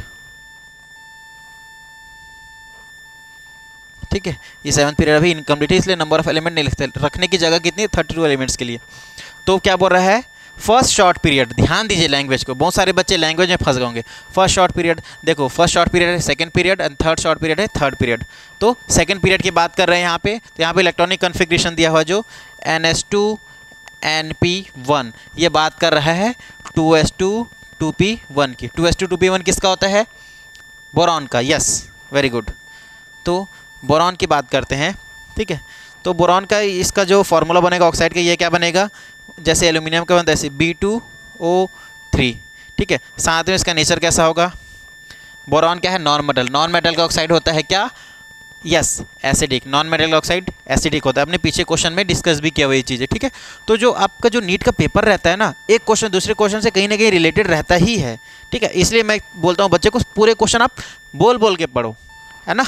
किसी का ऑप्शन किसी का आंसर हो जाता है। चलिए आगे बढ़ते हैं। क्वेश्चन नंबर 98, हम लोग बस अंतिम की तरफ पहुंच चुके हैं। Which of the following order are correct for the property indicates in bracket. सबसे पहले दिया हुआ है इलेक्ट्रॉन एफिनिटी, ठीक है। ऑप्शन क्वेश्चन नंबर 98 देख रहे हैं। First option chlorine, sulphur, oxygen, nitrogen, ठीक है। तो क्लोरीन की पूरे पीरियड टेबल में सबसे ज़्यादा इलेक्ट्रॉन एफिनिटी होती है, ये तो हमको पता ही है, ठीक है। तो और थर्ड पीरियड का इलेक्ट्रॉन एफिनिटी सेकंड पीरियड से ज़्यादा होता है और नाइट्रोजन का 0 होता है। तो ये तो ऑर्डर करेक्ट है। सेकंड दिया first ionization enthalpy, silicon, magnesium, aluminium, sodium. Sodium क्या है? मेटल है, इजीली इलेक्ट्रॉन दे देगा, तो उसका आयोनाइजेशन एंथैल्पी सबसे कम होगा। ऑप्शन नंबर सेकंड की बात कर रहे हैं। Silicon, magnesium, aluminium and sodium, ठीक है। चलिए यहाँ पे इसका वैलेंस शेल में इलेक्ट्रॉन होता है 3s1, तो इजीली इलेक्ट्रॉन रिमूव कर देगा, तो इसका फर्स्ट आयोनाइजेशन एंथैल्पी लीस्ट है, इसका हो जाएगा 3s2 3p1, इसका हो जाएगा 3s2। तो आपको पता होगा np2 का ज़्यादा होता है np1 से, तो यहाँ पे np2 है, यहाँ पे np1 है, तो इसका ज़्यादा होगा, ठीक है। देन सिलिकॉन का देखते हैं 3s2 3p2, यहाँ पे 2 इलेक्ट्रॉन्स हैं। अगर ये एक इलेक्ट्रॉन गेन कर ले तो हाफ स्टेबिलिटी मेंटेन करेगा, ठीक है। लेकिन यहाँ पे ये इसका इलेक्ट्रॉन रिमूव कर रहे हैं, इलेक्ट्रॉन रिमूव करने में हमको ज़्यादा एनर्जी मतलब लगेगी, ठीक है। तो ये वाला ऑप्शन भी करेक्ट है, ये भी करेक्ट है। पूछा क्या है?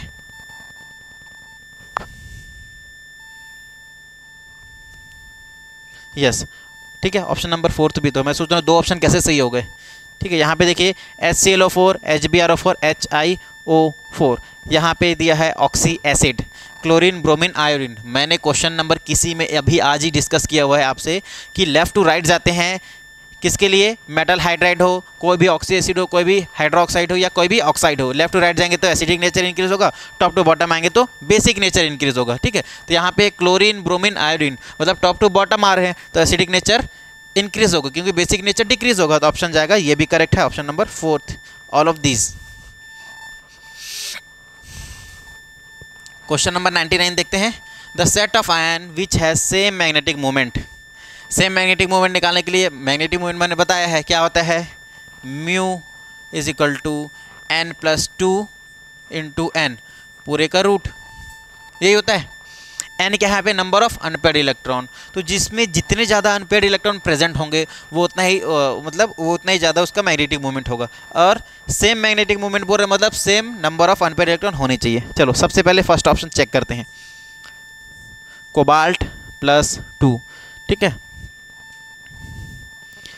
कोबाल्ट का एटॉमिक नंबर होता है 27, ये होगा 3d7 4s2, बट हमें क्या है यहाँ पे +2 चाहिए तो हो गया 3d7। Number of unpaired electron है इसमें 1 2 3 4 5, 1 2 3 4 5 6 7। नंबर ऑफ अनपेयर्ड इलेक्ट्रॉन है 3, कोबाल्ट में है, कोबाल्ट +2 में है, नंबर ऑफ अनपेयर्ड इलेक्ट्रॉन 3।